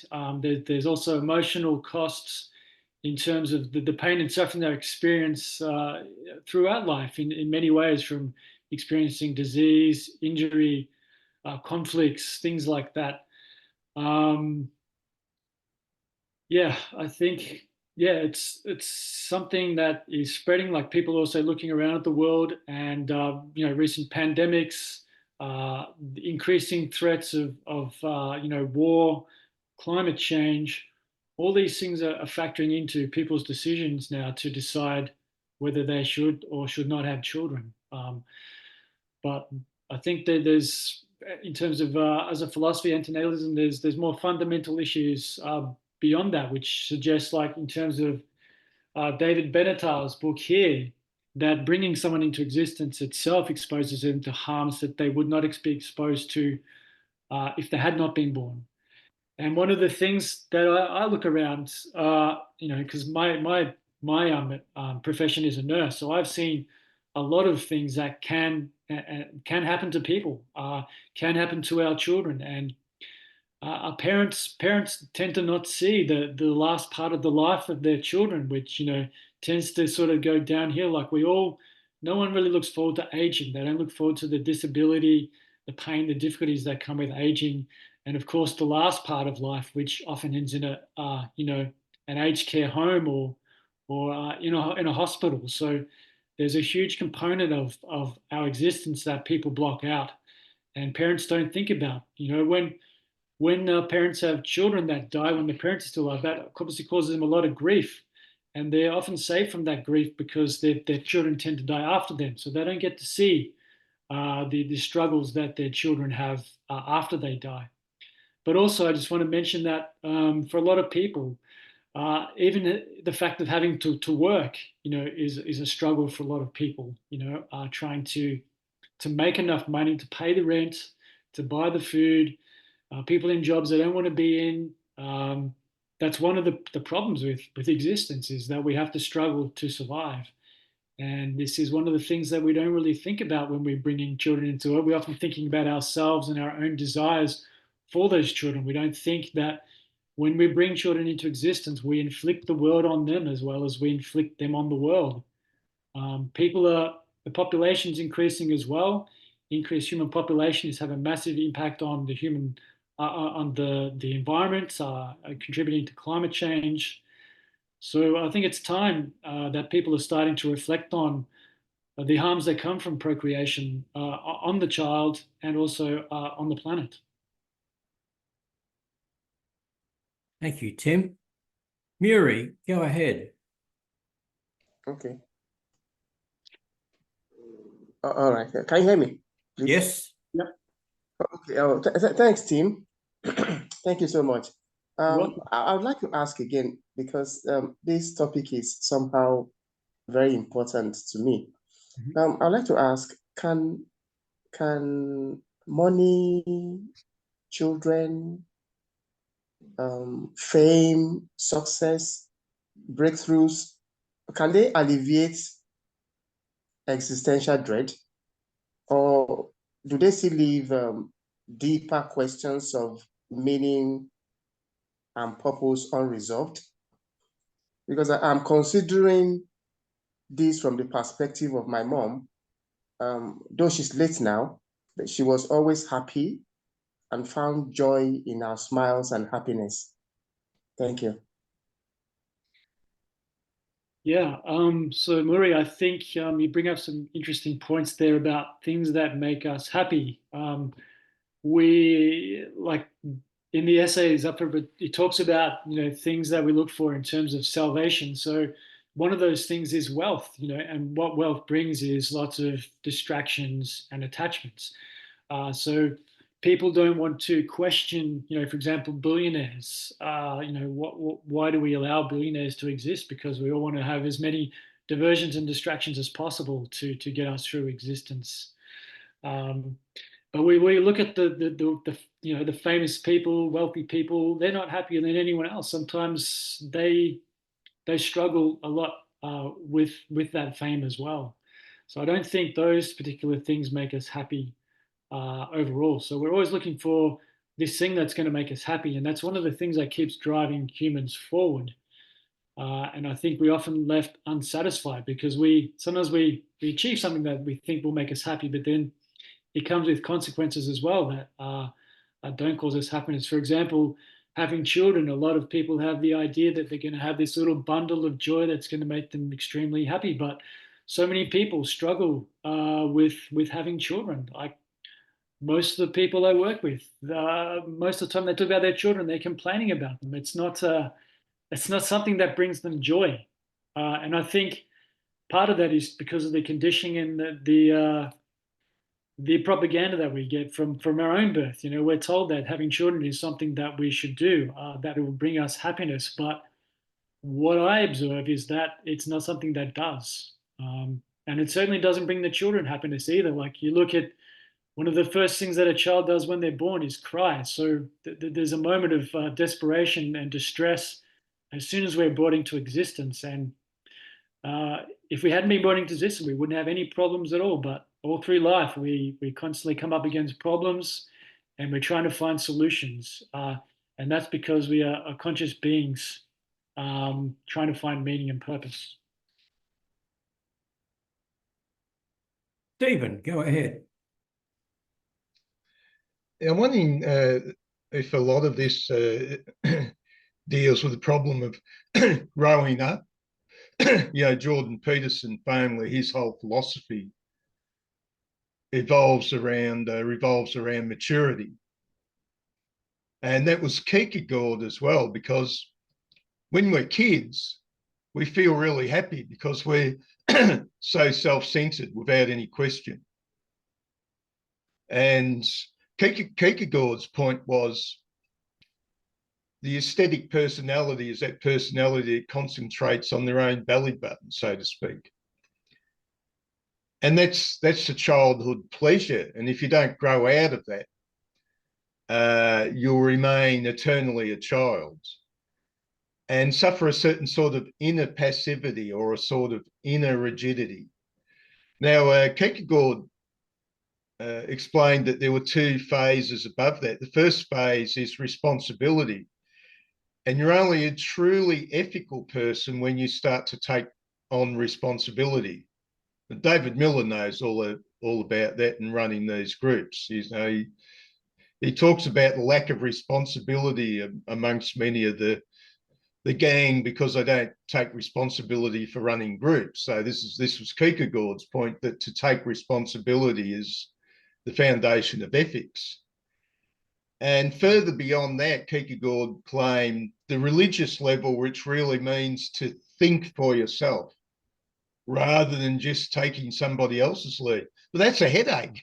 I mean, really trying to nut everything out yourself can be just a massive headache. So it's not always pleasant, but this was Kierkegaard's point about the essential phases of growing out of the childhood. Rudolf Steiner claimed that the melancholy personality was a personality that was strongly affected by and reflects very much on their childhood. So I wonder what you think about all that, Tim.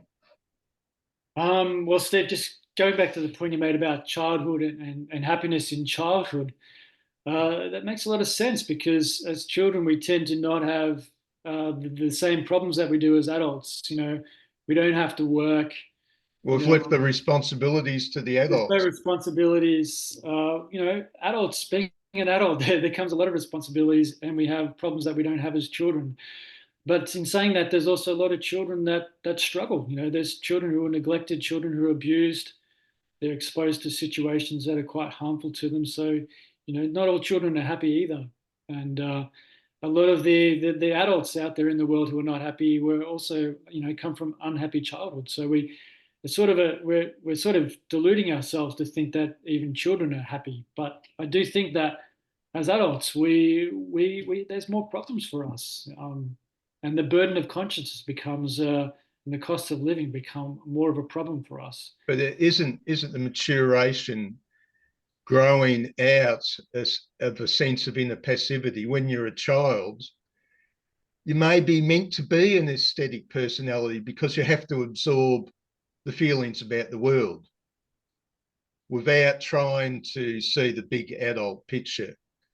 I mean, if you tried to be an adult when you're a kid, that would be a malfunction, wouldn't it? You wouldn't grow as a child. Well, it raises an interesting question about what is an adult, because it's not particularly age. When you talk about maturity, that makes someone an adult, in my opinion. And you brought up Jordan Peterson, and in a lot of ways, I see that man as an immature man. The way I've seen him react and respond, and particularly in conversations with people like David Benatar. Yeah, but he reflects on himself, doesn't he? How does he know who the Peter Pan is? Because he's the biggest Peter Pan in the room. Possibly. He knows all the tricks. Yeah. Who knows the tricks of the devil the best but the devil themselves? Possibly, yeah. Thank you. Okay. Demetrius, your turn. Jordan Peterson's a pseudo-intellectual and shouldn't be taken seriously. Yeah. Anyways, I just wanted to say, pretty brief, is my wife and I decided to bring a life in this world about in our mid-30s, about 4 or 5 years ago. Mm-hmm. And probably one of the primary reasons for it was to share the struggle with somebody, the struggle of existence. and we both, I guess you could say, value consciousness. So kind of the you're gonna raise somebody and hopefully get them the education and the resources they need to experience what it's like to be conscious, I guess, at the various levels that it is. So that's it. Yeah, well, interesting. I think there's obviously lots of reasons why people choose to have children. I've never heard your reason before, though, to bring someone else to share the struggle. None of us can actually are able to consent to come into that kind of situation. I don't think many people would, if they could, consent to coming into a situation of struggle, which is one of the good reasons, for the growing movement of antinatalism. We can choose for others to choose to create somebody, but they can't choose how they perceive life. They may not enjoy the struggle, so it's a huge risk to make the assumption that someone will come and join in the same sort of meaning project you have, finding some kind of sense of meaning or purpose in struggle. Thank you. Well, oh yes, there's Roger with his hand up. Go ahead, Roger. I just thought of something provocative regarding what Timothy said about a drug eliminating consciousness can be implied to mean that when you die, your consciousness is eliminated forever. That argument is similar to a baby who assumes that when the parent disappears at peekaboo, they truly disappear. And that once the peekaboo game is over, the parents are gone forever. That's just a little provocative thing there. I do that just to tease and to tease discussion, not to be disrespectful or anything. Sure, yeah. I think they're very different situations. But I think I don't really want to add anything else to that. All right. I just thought it was a cute little provocative thing to think. All right. Thank you. Well, thank you, Roger. Oh, Will's got his hand up there. Go ahead, Will. Thank you, David. Thank you, Roger. Really interesting topic. Sorry, I've got a washing machine on spin cycle. It's just kicked off on the spin, so it sounds like there's a helicopter nearby. Hope you guys can't hear it. Right. I'm not sure if you're familiar with the book of Professor Robert Sapolsky, Why Zebras Don't Get Ulcers, or Zebras Don't Get Ulcers. He's talking about our ability to create our own hell. It's not specifically about that, but that's one aspect of the book. He gives the example of a zebra on the savannah that is just quietly masticating, munching on the grass, and next thing a lion comes out to nail it, and it gets a massive flood of adrenaline from the adrenal glands on top of the kidneys, which we share in common as well. All mammals have adrenal glands on top of their kidneys, and the adrenaline is released. And if the organism can survive, in this case the zebra, he says that within 2 minutes, it's gone back to, if it survives, within 2 minutes, it's gone back to munching on the grass, even though in the distance it can see Jeff or Roger or Alan, his colleague, being eaten by the lion, perhaps. It does not have the ability to conceptualize what's going on and to ruminate on it. Mm-hmm. Whereas we, as a result of having a neocortex, are able to process this information, and our individual hell is limited only by our imagination, but basically, and I just find it really interesting that we can create our own nightmare scenarios. And there's two types of depression, like very roughly speaking, the main two types, as you may well know. There's the sort of depression that's caused by life circumstance, say, you're marooned on a desert island, and you can't get off, and you're just subject to the same thing day after day, and you become lonely, but ultimately you may become depressed, which is apparently an evolutionary reason for that. Theoretically, it's so that you conserve energy. When you get depressed, you don't want to move, basically, and it saves energy. So that's a hypothesis for why depression might have been selected for evolutionarily. But then there's the other depression, which is a real sinister one, which is no matter what's happening, your body's releasing the depression chemicals, whatever they might be, although not making serotonin or dopamine. And yeah, I mean, I don't know really the point. I've just put my hand up really because nobody else was speaking, but it's such a fascinating subject. I mean, the Buddhists talk about life. This is a difference with the Abrahamic, the main difference I see with the Buddhism and Abrahamic religions is that they say, I mean, it's misunderstood. They don't say life is suffering. They just, as you're probably well aware, you seem to know a fair bit about it, about Buddhism. They say suffering exists, and we don't run at 1,000,000 miles an hour the first time you encounter suffering in your life. You realize that suffering is everywhere, basically. And I think it was Viktor Frankl, in Man's Search for Meaning, he said any moment without suffering should be celebrated. And that seems to be where we can possibly escape it. But with the capitalist model, like it's all about, all you have to do is get more stuff and be fantastic and upbeat and everything's going to be fine. But it never is. And I think that's why the depression rates are so much higher in the West too. I mean, the Buddhists in Tibet, they never heard of depression. So make of that what you will. But thanks again. Great presentation. Thank you.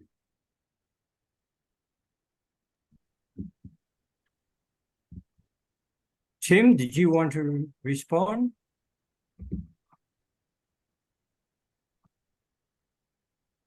I think he's gone into a trance after we might have lost Tim. Anyway, Darlene, you go ahead. He's muted. Unmute yourself, Darlene. Oh, did we lose our main person, you said? Okay. We Oh, seem no, to here he have. is. Okay. So I was just gonna mention the first time I heard about this was from a philosophy of life video, which is that Elaine de Botton school. So they were saying that different people have different happiness baselines that they start out from. Like some people, their happiness baseline, and some people, like it could be starting from the time of their childhood. So I think that my happiness baseline always was really high because I was always happy as a child. When I was a teenager, I was like literally jumping up and down, just hyper happy all the time.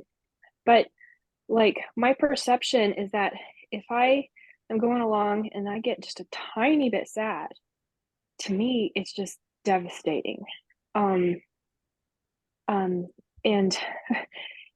to other, I remember one of my friends, I remember explaining something and she's like, oh please, that happens to me every day. And I'm just like, what?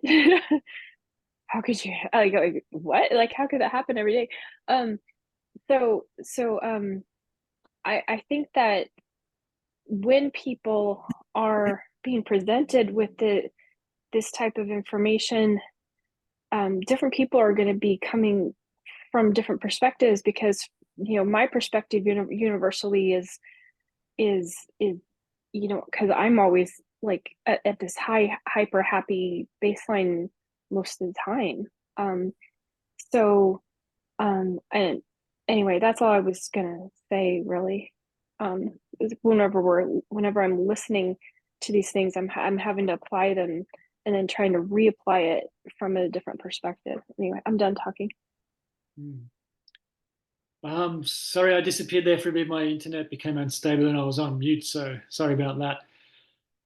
So thanks, Darlene. I recognize what you're saying there. People obviously have different experiences in life.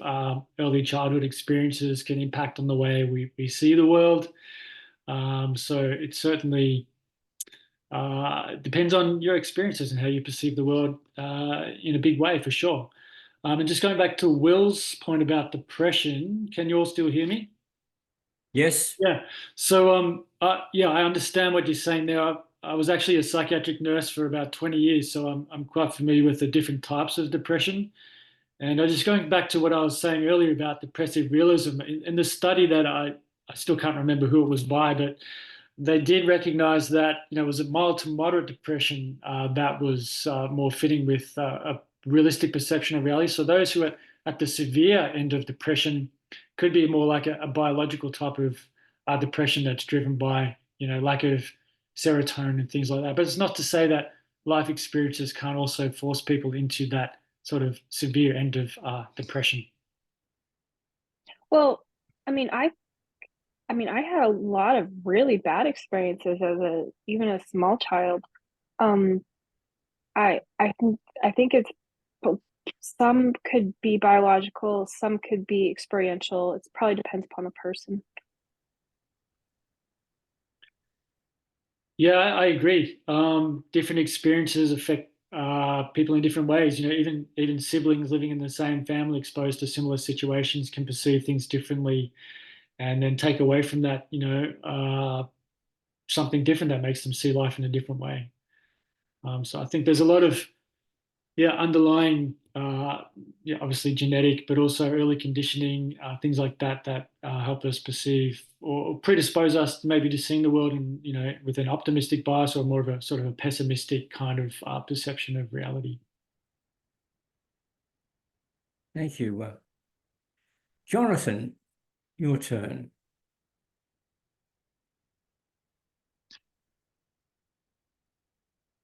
Go ahead, Jonathan.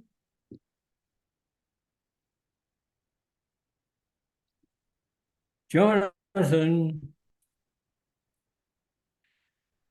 Oh, well, perhaps in the meantime, Demetrius can have his go while we're waiting for Jonathan to fix his microphone, I assume. Yeah, so what I'm about to say is purely qualitative, and I'm not sure I can back it up in any way. So, but I'm gonna say anyways. It could just be me just making a mistake in how I perceive things. But yeah, I'm a teacher, and I've been around quite a few kids by now, different ages, anywhere from 5 to 18-ish, and it seems like there's like this very small segment of children who it seems like they're born and they just like, what the fuck is this? Why am I here? I don't want to be here. It's like an innate thing. Like, this is stupid. The whole experience is just stupid. I don't want to be here. And they're just like lethargic toward existence. Again, I have nothing to back it up. It's just this phenomenon I see in just some kids I've met here and there throughout the years. So, yeah. Yeah, in response to that, Demetrius, I think obviously, children are born with different temperaments, but also in some ways that could mean that they're less, predisposed to accepting the illusions of culture and society. So they tend to see perhaps reality clearer a lot earlier than some other children.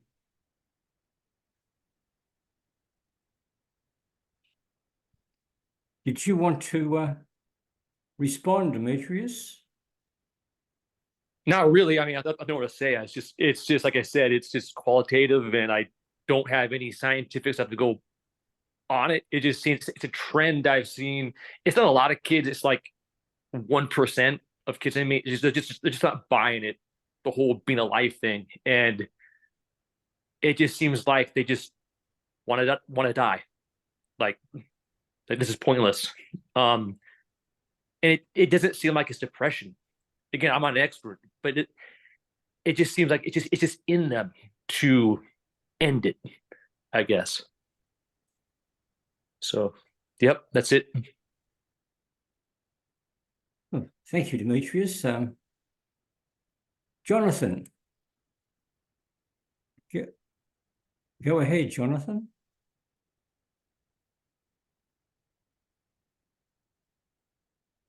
Looks like Jonathan's having microphone trouble because we can't hear you, and yet you're not muted. Maybe you should unplug your microphone and plug it in again if you've got that facility.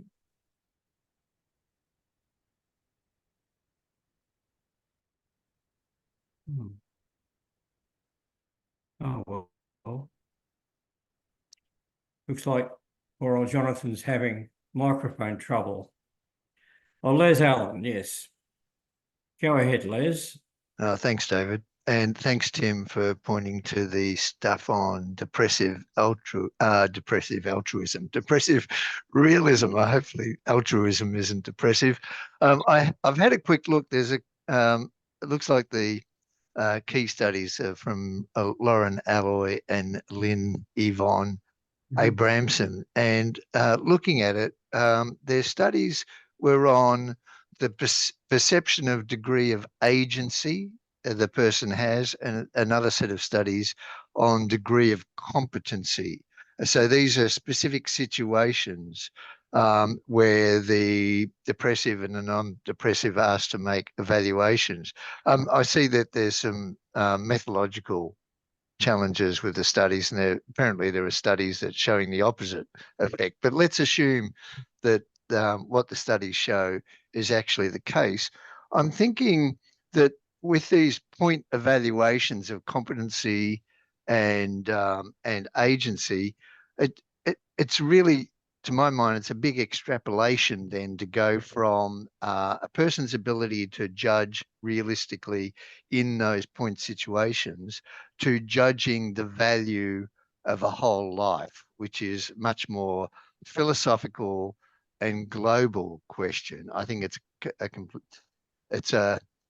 a completely different kind of question. So to my mind, I don't read a lot of significance into those particular psychological studies on whether our lives have value or meaning in toto. And I'll just say one more thing.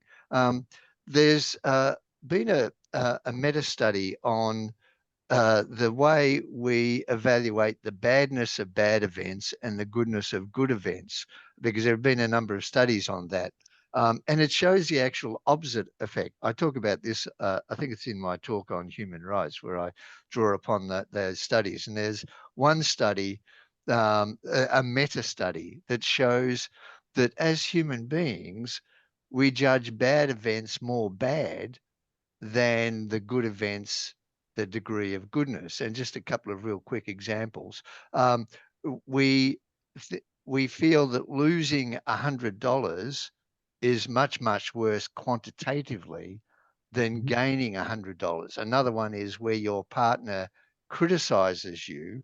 We take that much more badly than when a partner gives us the same measure of saying something good about us. And this occurs in a whole range of our life situations. So this meta study seems to go against the, although they're two different kinds of studies, because the depressive realism studies are about accurately assessing particular facts about the world, but they're point facts. So they're two quite different studies, but they do tend to pull in different directions. But I think my key point here is whatever these studies, well, especially the depressive realism studies, I'm extremely cautious to draw any conclusions from those quite point assessments and drawing conclusions from that about whether life is really meaningful or purposeful. Yeah, well, Liz, in terms of the good and the bad, that's something that David Benatar talks about a lot in his book. In his argument there, saying that the things that are good are usually, for example, pleasure are usually short and sort of far in between, but the things that are bad usually are longer lasting and carry a heavier weight. Right. So it's one of the one of the asymmetries that he speaks about in his book. And a lot of the time humans they spend their time trying to get away from the bad while they're seeking the good. So which sort of goes into Schopenhauer's thing too about seeking satisfaction and ending up sort of unsatisfied. And whenever we do get something good, it's only very brief. It doesn't last long, but something bad can just last for the rest of your life. For example, grief or some kind of injury. You can injure yourself very quickly, but then it can take a very long time to recover. So there is definitely an asymmetry there in terms of that. I just on Benatar, I haven't read Benatar's book. I did read his paper, extremely influential paper. And from memory, he had 4 key premises in his argument. And I know that I thought that one of his premises, at least one of his premises, was just wrong, and maybe 1 or 2 were questionable. But it wasn't just me. I mean, many other philosophers have made much better than, I mean, I haven't written on it, but many other philosophers have criticized the veracity of at least one of his premises in his key argument as well. Mm-hmm. I'm definitely aware of people who have criticized Benatar's arguments, and I know he's responded to some of them. I can't recall, where he did that, but I know he's tried to address these at some point. Yeah. But that's a whole subject in itself, isn't it? For sure. Yeah. Thanks, Tim. All right, thank you. Jonathan, let's see how you go this time. Can you hear me now? Yes, we certainly can. Okay, good. Okay, so my issue with a lot of philosophy about meaning in general and the way it's framed is that ultimately meaning is about attachments. And I find it questionable to frame it otherwise. And while I do understand where the philosopher is coming from when they critique the whole cosmic meaning, right? Where they would argue that ultimately meaning is minor significance. Any form of meaning you can get would just be vanity at the end of the day, or some form of egoism, or elevating the entirety of humanity outside of its bounds.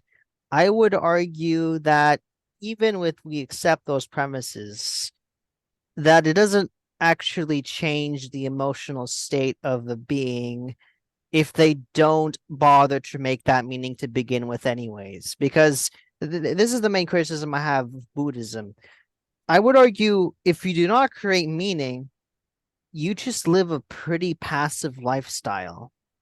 All you would end up doing by not making attachments is to form of empty form of attachment, where your goal is to have as little attachments as possible, and you're attached to that very idea, and you just constantly meditate every single day of your life. Outside of meditation, you do the occasional bare necessities to live and survive, and that's it. If that's your life, okay, but how is that necessarily better than a person who doesn't do that and just tries to elevate humanity by having technological progress or economic progress or political progress or any number of things? I would argue that if we're going to go with this route, the end consequence is to try to negate pain. And I would argue that's just being in denial. If your goal in life is to negate pain, the ironic thing you should do is to embrace pain. You basically have to be a philosophical masochist, in a sense, where you enjoy the pain and suffering of your own life. And while you do so, you try to also negate it, because having endless suffering is not ideal either. But if you have no suffering, I find it questionable of what happens to your psyche, because the common criticism that I find with studies that try to show happiness does not increase outside of the $70,000 mark is that other studies point to the opposite, where the more happiness you have also is impacted by your economic standard of living. So it actually keeps increasing after 70,000 mark. So the question becomes, if happiness always increases and it's at least in part the result of your economic standard, you know, you have a lot of money, you have a lot of resources, etc., then why are some rich people depressed? That is in part because they have lower pain tolerance psychologically, not in the physical sense, but in the psychological sense. They have a lower standard of mental pain they can handle, and therefore they cannot handle as much sadness as the average person because they've been basically spoon-fed all this happiness. So that's the common issue I have with people who over focus on happiness and does not bother to increase their capacity to handle pain, because pain is inevitable. The only thing that's not inevitable is how you handle pain, so to speak, right? It's possible that you could ignore it, right? You could go to Buddhist route where you don't bother to negate, try to progress your life. You just try to live as a passive lifestyle as possible, right? That's okay, but if you don't want to, if your goal is to progress beyond that, then that's counterproductive at the end of the day. You have to eventually embrace pain to some extent, have a way to handle it, gain intolerance towards it in some fashion. So it's not necessarily the case that the average person is always going to ignore pain. In fact, plenty of people who are poor embrace it. So I don't see it as a thing. That's the criticism I have with this philosophy mostly. And besides, if you're attached to the idea of lack of meaning, isn't that sort of a self-fulfilling prophecy in a sense, where if your philosophy is lacking meaning equals lack of happiness, aren't you just psychologically twisting yourself to not embrace it and just making yourself unhappy as a result anyways? Shouldn't you just embrace it just for the sake of psychological stability anyways, since it's just a psychological self-fulfilling prophecy?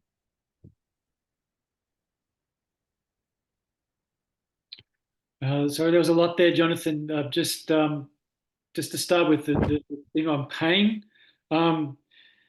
going back to the last Messiah, I think, you know, one of the defenses there that Zapffe points out is the sublimation defense. So people experiencing pain and suffering to a degree and sort of trying to make something positive out of that. I think that's a fairly common strategy that people tend to use if pain obviously hasn't got to the point where they just can't do that anymore. I mean, yeah, but I find it questionable to view pain tolerance that way in the psychological sense, not the physical type of pain. The issue I have with viewing it that way is because there are plenty of instances in history where a person does not actually have a positive view of pain whatsoever, and they just embrace it, and somehow, in some way, they're mentally stable regardless, irrespective of their personal view of pain. Because tolerance of pain and psychological pain it's not truly supplementing pain with pleasure. Because like I mentioned earlier, if it was purely that way, why is it that the rich man is not able to handle pain whatsoever? It is because they have not, you know, they have all the money in the world, so they can easily supplement pain any day of the week. But they don't really have a higher pain tolerance in the psychological sense, do they? No, they don't. All this money is just is basically a bypass. It's a cheat code to not build your psychological pain tolerance, essentially.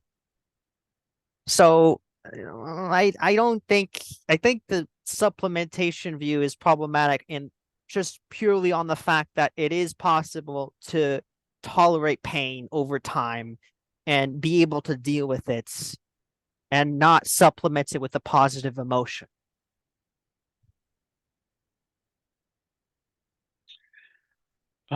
Yeah, well, in terms of wealth, that was mentioned in the essay as well. You know, in terms of wealth buying people more distractions and attachments, and I guess some people reach a point where they can see through all of that. This idea of having things and attachments will bring you happiness. People become disillusioned, and so I guess that could, in some ways, increase suffering for some of those people. Well, I find it questionable whether or not you can purely say it doesn't cause happiness whatsoever, because on the face of it, it does seem to be the case that the average person who takes a drug gets a positive emotion. It could be toxic form of a positive emotion, but it's a positive emotion nonetheless, right? You meet the average druggie who takes weed.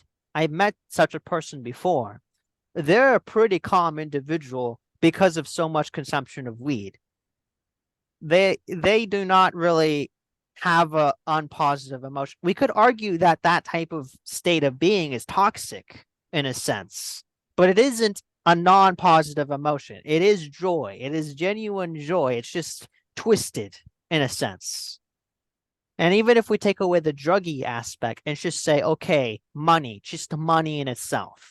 People don't pursue money for the sake of money. They pursue money for something else to get out of it. They get an object out of it, maybe a video game, a movie, a book, maybe to go to a strip club or get alcohol, anything you can think of. They get it out of money.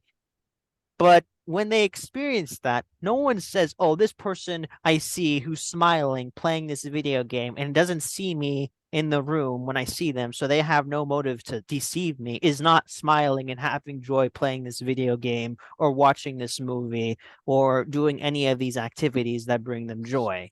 That's the issue I have with the premise. It might be the case that the joy can be toxic, but it's questionable to suggest there's no joy as a result of these activities people participate in.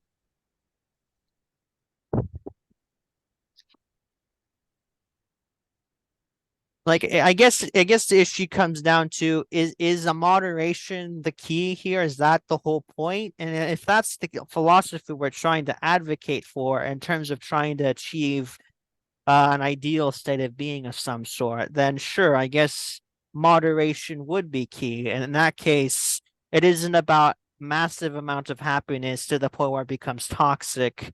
It's all about having an ideal state where your emotions are harmonizing, and in that sense, you have a fulfilling life. And if that's meaning, then I think that's what people usually mean by meaning. It isn't just toxic druggies or something to that effect, even though I would argue that is technically still a form of meaning. It's just a meaning that is not ideal, so to speak. Just like technically, if you build a robot whose main goal is to kill humanity, that is technically a purpose, but it isn't an ideal form of purpose. Not really. Right? We do not want a robot killing humans left and right. Just to respond to that, I think in terms of Zapffer's philosophy, the ideal state would be no humans. A planet without humans means there is no human problems, no problems for humans, and no humans causing problems, including. Sure, but I find it questionable. The reason I find it questionable to suggest that no problems is ideal is that humans don't just solve problems for the sake of negating them. They also seek problems because they want that problem. It's kind of built into human nature in a sense. They don't just go, hey, here's this patient who's dying. They also seek the patient that's dying. To them, it brings joy that there's this person suffering that they can heal.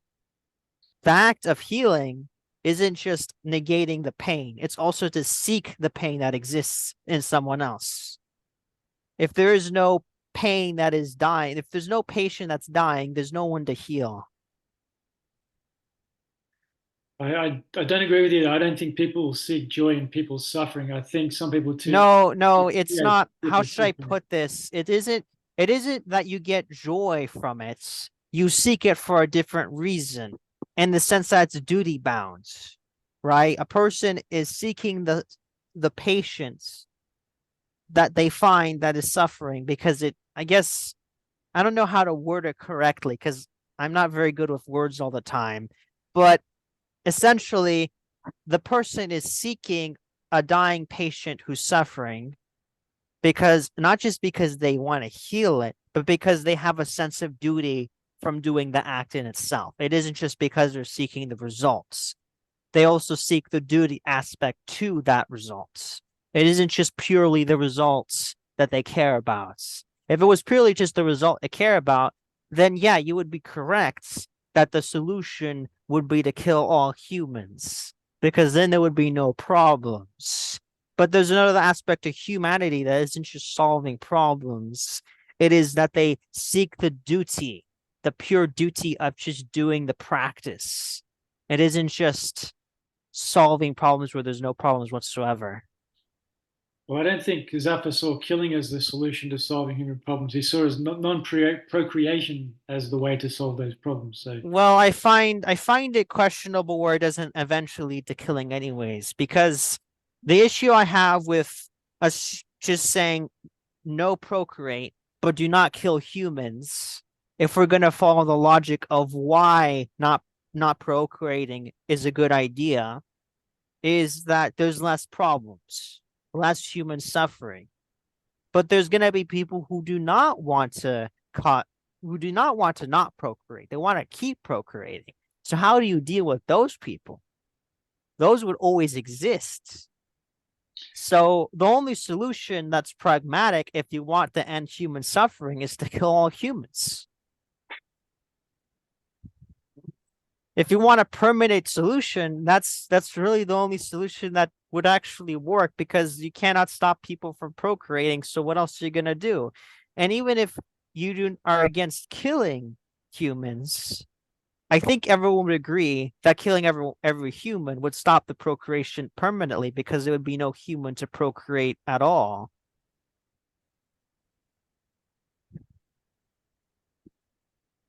yeah, well, I definitely don't see that as a solution. Well, yeah, because we instinctively do not want to kill humans. That's kind of programmed into us.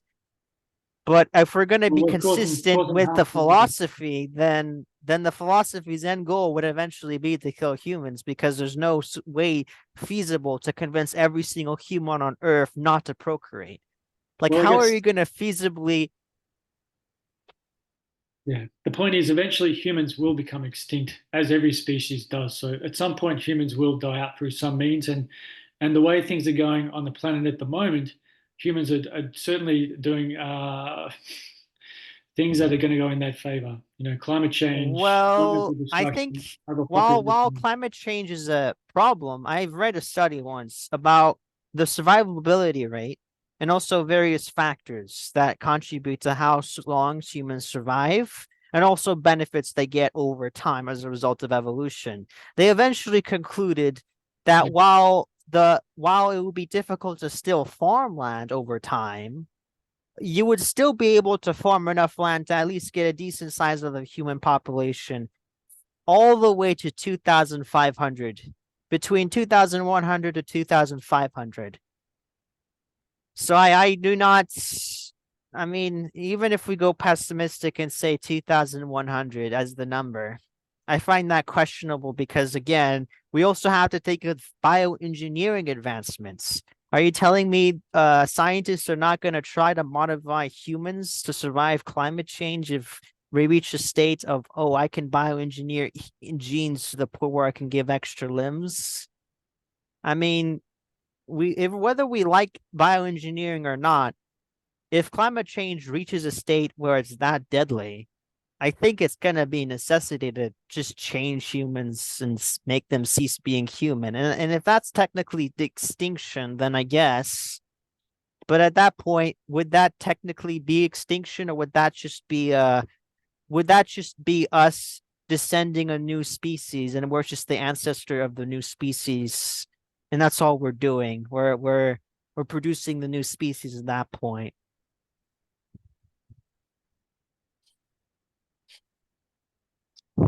Okay. Thanks, Jonathan.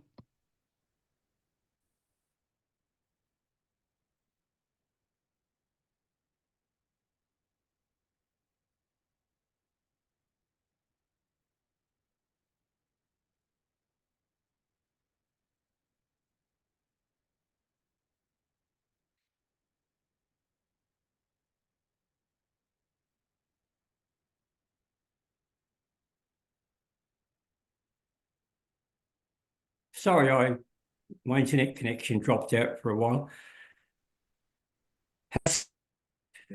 It's Rick's turn now.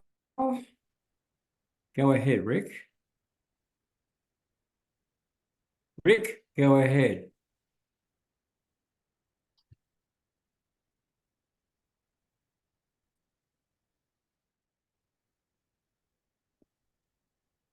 Rick, can you go ahead? Hey, David. Yeah, you wouldn't let me unmute, so I couldn't unmute. That's right. Timothy, I was, when you were talking, I just have to say this really carefully, but I got the impression that that your work as a nurse perhaps has made you a little bit depressed. I'm just trying to say that in the most sensitive way that I can. What do you think of that? Yeah, thanks, Rick. Yeah, I mentioned this earlier that my work as a nurse I guess it's informed my worldview. I've seen people suffering. I see what can and does happen to people, and it's certainly something I wouldn't want to see my own children go through, which is one reason why I've decided not to have children. And also just looking at the world in general, with the conflict, violent crime, environmental destruction, overpopulation, all that kind of stuff. I don't see much positive there for human society, human species in general, and also the amount of harm that humans cause to other animals is a great concern for me, particularly breeding them into existence to consume, kill, use for sport, all that kind of stuff. I don't see much value, to be honest, in the human species, especially in its continuance, causing a lot of harm to other humans, other animals, and then to those who are born. So, yeah, looking around at the world has definitely informed my view of things, and probably led to depressive realism. Did you ever see the movie Fifth Element with Bruce Willis and the character Lilu in that? She suffers a similar crisis of existence in that movie, where she says, well, all the death in the world. And so Bruce Willis is able to say at the end of the movie that, look, it isn't humans aren't only just involved in war. If you look at the war and if you let that dominate your consciousness, obviously that's going to create a sort of an existential crisis. So sometimes it's good to sort of have a shield and sort of say, okay, well, I'm just not going to look at that, and I'm just going to look at the positive things. Yeah. Well, I think that goes back to the first defense mechanism that Zapffe points out, isolation. So, and denial. We do, as a survival mechanism, we do tend to try and block out the negatives and the unpleasant things that are going on in the world and other people's lives, just to help us get on with things. To me, that makes sense. That that has survival value to try and block those things out. But at the same time, I think it's just we're ignoring reality in that sense. It is hard when you're in a career that sort of exposes you to that stuff, that confronts you every day to that sort of reality, though, because you often feel that you're committed to that career, but would you think, or not? Or Well, as I was saying, as a nurse, like, at some point in most of our lives, we are going to end up in care, like in some sort of medical care, whether it's seeing a GP or going to hospital for an injury or an illness, or even, ending up in being looked after in an aged care setting. So I think, as nurses or even health professionals coming into that area at a young age, we are exposed to the suffering of humans probably earlier than most other people. We see things that most people probably don't see on a daily basis. So it gives me a different perception to know what, like I said, that what, when someone's born, what kind of risks and what harms they're exposed to. And when you don't bring someone into existence, you guarantee that they will never experience injury, they will never experience disease, they'll never die. So there's no harm in not. So you think this gives you a better, you're prepared to risk your existence in order to perceive reality more truly, perhaps. Is that sort of what you're saying? Or? Well, it's definitely informed my my perception of the world, seeing early on what does happen to people. And for me, I didn't want to bring another person into a situation that would expose them to the risks of harm, which were a lot. It's, injury, disease, rape, sexual assault, physical assault, violent crime. There's a lot of things that can and does happen to people. There's genetic diseases. There's diseases that come from exposure to things in the environment. And then, of course, there's aging. None of us look forward to that. We, because it's associated with disability, increasing pain, lots of loss, loss of function, all those kinds of things. There's a fear in us about experiencing those things. So most people who are optimistic and view life in a positive way tend to focus on the earlier years where, none of those, well, some of those things aren't likely to happen. Like they tend to happen as people get older, as their body starts to deteriorate. So we block out a huge chunk of life and ignore that, just part of that sort of isolation process. You remember Stephen Hawking? Yeah. So he spent a large part of his life in a wheelchair, having to tap things out on a button, and he did achieve a lot, even in his state. Sure. He managed to have 3 children or more in a wheelchair. Mm-hmm. What do you think of that? Well, I certainly think his life had a lot more struggle than most people. That would have been a very difficult life for him to try and communicate in that way and get by. And I think he's certainly someone who tried to make the most of his existence by contributing in any way he can, which is quite admirable. But I certainly think most people don't want to end up in a situation like him. Do you think he would have been? Everyone would avoid that if they could. Do you think he would have been happy? Do I think he would have been happy? Do you think he was happy? Because he, in a sense, a lot of as people get older, you tend to live more in your own mind rather than in the world, in a sense. Mm-hmm. And so, in some sense, physical deformity becomes actually less relevant because you're actually living in your mind more anyway. Yeah, I'm not sure about that. I know a lot of people start to lose their dignity as they lose their bodily functions, and chronic pain becomes quite a problem for a lot of people, and disability, not being able to get out and do things that they previously enjoyed, being stuck in the home. I don't think that's really anything that anyone really looks forward to. Surely you can try and make some meaning and purpose and cope with that situation, as most people do. Even living in nursing homes for sometimes many years, people find ways to cope with that situation.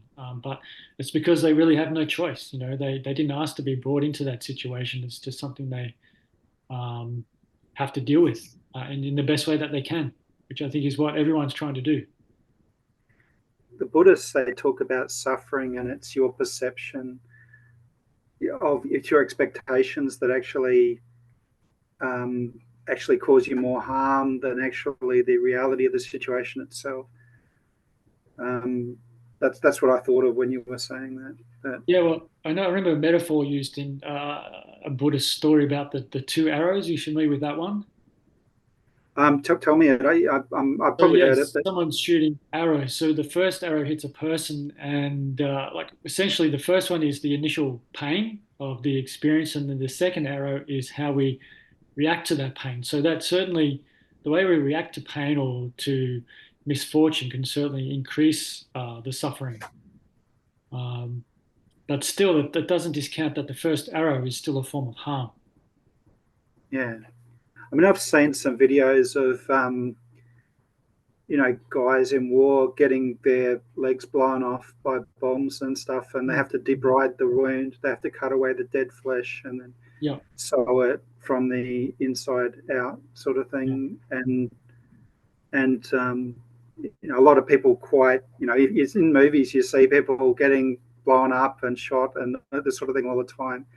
And I often reflect on the fact that a lot of these things, people, they just see it in the movie as if it's nothing, but they don't understand things from the point of view of a nurse or a doctor, where they don't understand the destruction of the human body from that event.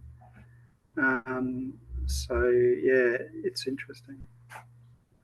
Yeah, well, I guess in terms of soldiers too, people working with returned soldiers with injuries, with post-traumatic stress, with trying to cope with life without limbs, and they would see that kind of suffering that comes along with that as well, and the suffering of seeing other people around you being, blown apart or killed in some horrible way. So I definitely wouldn't wish anyone to be in that kind of situation. Wars and conflict, that kind of thing. Obviously, there's a fair bit of that going on the planet at the moment. A lot of people suffering, which could be avoided if we didn't bring those children into existence in the first place. Roger, you go ahead. Yes, Jonathan, of the many things you said, I wanted to respond to. What stuck out to me is sometimes our assumptions can cause us to be unable to appreciate certain things of reality. So your premise that meaning is attachment is responsible for your being unable to imagine non-attachment as meaningful. Your assumption disables your ability to understand. I'm just heading off the toilet break quickly. Your assumption enables you, your assumption disables your ability to understand enlightened bliss you might experience in non-attachment. In other words, we were just talking about Buddhism, and this is a Buddhist concept. In non-attachment, you experience bliss, and that is the highest form of meaning. So meaning isn't necessarily attachment. It's just the opposite. And because you have the opposite assumption, the notion, that's why you can't imagine, happiness in a non-attachment state. And I wanted to respond to what's his name? I think it was Les. Yeah, Les, but he's gone. Les had brought up the notion that human beings tend to accentuate the negative. And I wanted to bring up the idea that the basic human impulse is contrary to God.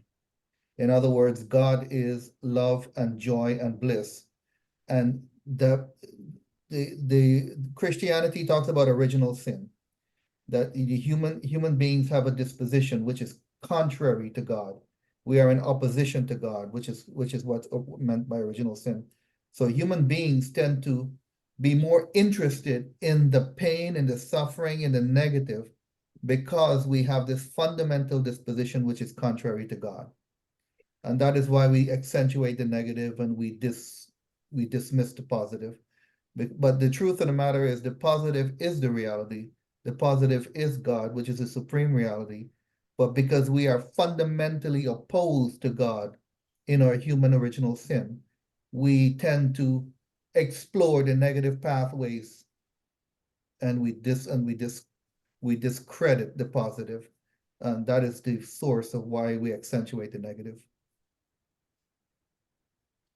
Thank Thanks. you.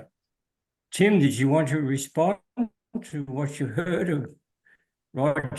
Oh, well, I think it's something I've already covered really when I spoke about religion earlier as being a response, humans trying to seek some sense of meaning and purpose by creating gods, supernatural beings, afterlives, because of our fear of death. So I don't really have much more else to say about that. Stephen, go ahead. I'm just wondering I've always wondered about these, modernist, humanist tendencies of playing God. You get these humanists together and they come up with all these judgments about the cosmos. Like, they're just like the rest of us. They're just apes that fell out of a tree. And then suddenly one day they wake up and they think, oh, I can order the universe. I mean, isn't that crazy? Isn't that really humanism? A state of profound insanity to play God. I mean, it's okay if there isn't a God, but what if there is a God and you're trying to sit in his chair and he finds out and you suddenly discover, oh my God, there is a God. And God will go, yeah, there was a guy ages ago who tried to do what you did and look what happened to him. But don't you think it's just insane to try and judge nature or to try and judge the cosmos with your petty little human feelings which just derive from the ape family? How can we judge the universe and say what is absolutely good and bad? I mean, we can talk about good and bad in relation to our own personal desires, but why play God? Thank you. Timothy. I just want to say I think that there's no evidence for the existence of any gods from my perspective, but I think we have a tendency to try and create the idea of these figures again just to give us some sense of meaning and purpose. But in the absence of God, there's humans here. We're here now, so we need to make decisions. So one of the things that we don't like is pain and suffering. So I think it makes sense in terms of morals and ethics, which is something humans have created, is to look at things and go, well, should we be creating more suffering? Should we be creating more pain?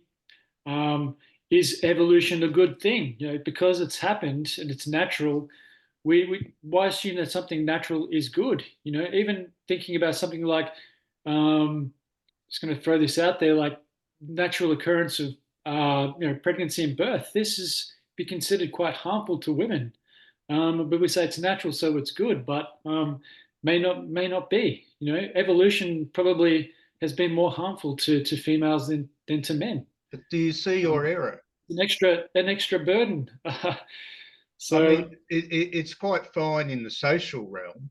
I'm in, what is it, the Shire with all the other antinatalist hobbits.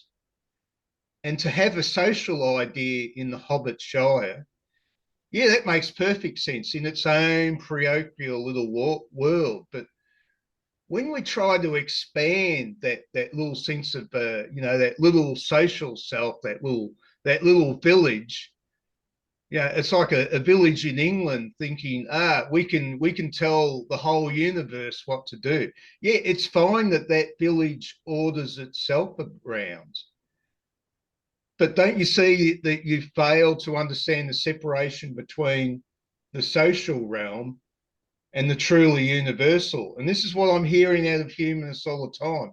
They think that their little social realm is the flipping cosmos. I mean, I noticed, it took me a few years, but one day I noticed, gee, the universe is really big. It's way bigger than my little ego. And I know I love my little ego, but the universe is just bigger than it. And if I don't watch myself, the universe will step on that ego. What do you think about that, Tim?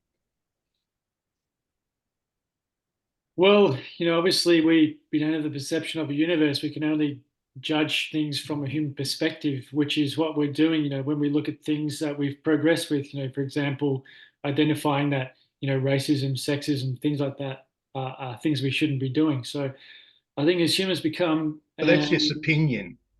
Yeah, Maybe we should be everyone- racist. Everyone's got Maybe an we opinion. should be sexist. Maybe Everyone's we should be got an opinion. sexist on one day a week and then be anti-sexist on the other day. Maybe we should be all colours of the rainbow during the week and just change all the time. I don't agree with that. I think as humans have evolved, we've become aware of the suffering of others. So we have developed things like morals and ethics, and we can see where harm is caused, and we've identified that harm is not a good thing. So we can choose. You've ever heard of Schiller's argument? We can choose to contribute to or not contribute to further harms on the planet. Schiller claimed the problem with the intellect is essentially has a negative outlook. It negates, and Goethe said that with his Mephistopheles character, that his devil was always negating everything. That's the nature of the intellect. The intellect would prefer nothingness because that's the ultimate Occam's razor. The ultimate simplicity is nothingness. And of course, Schiller pointed out the existential point is there is something. So the intellect is fundamentally wrong. Yeah, you're right. There is something rather than nothing, but just because there is something doesn't mean that something is good. And humans have the ability to judge that, and we can do that. So that was God's message, isn't it? He said, look, there's existence, and existence is good. Well, that's exactly what that teaches. Faith.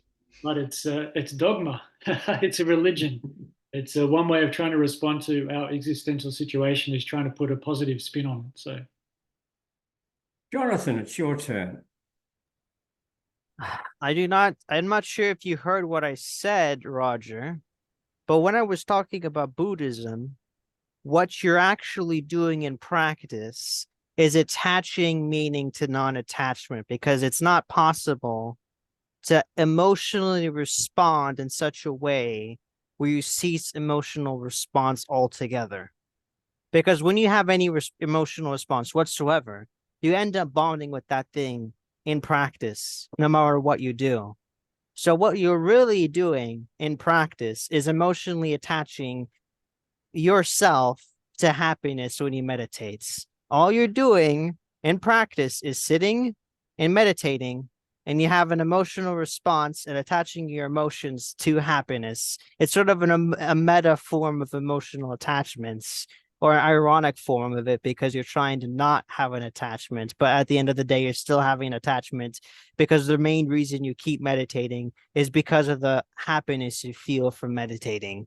So it's not truly escaping attachment, not really.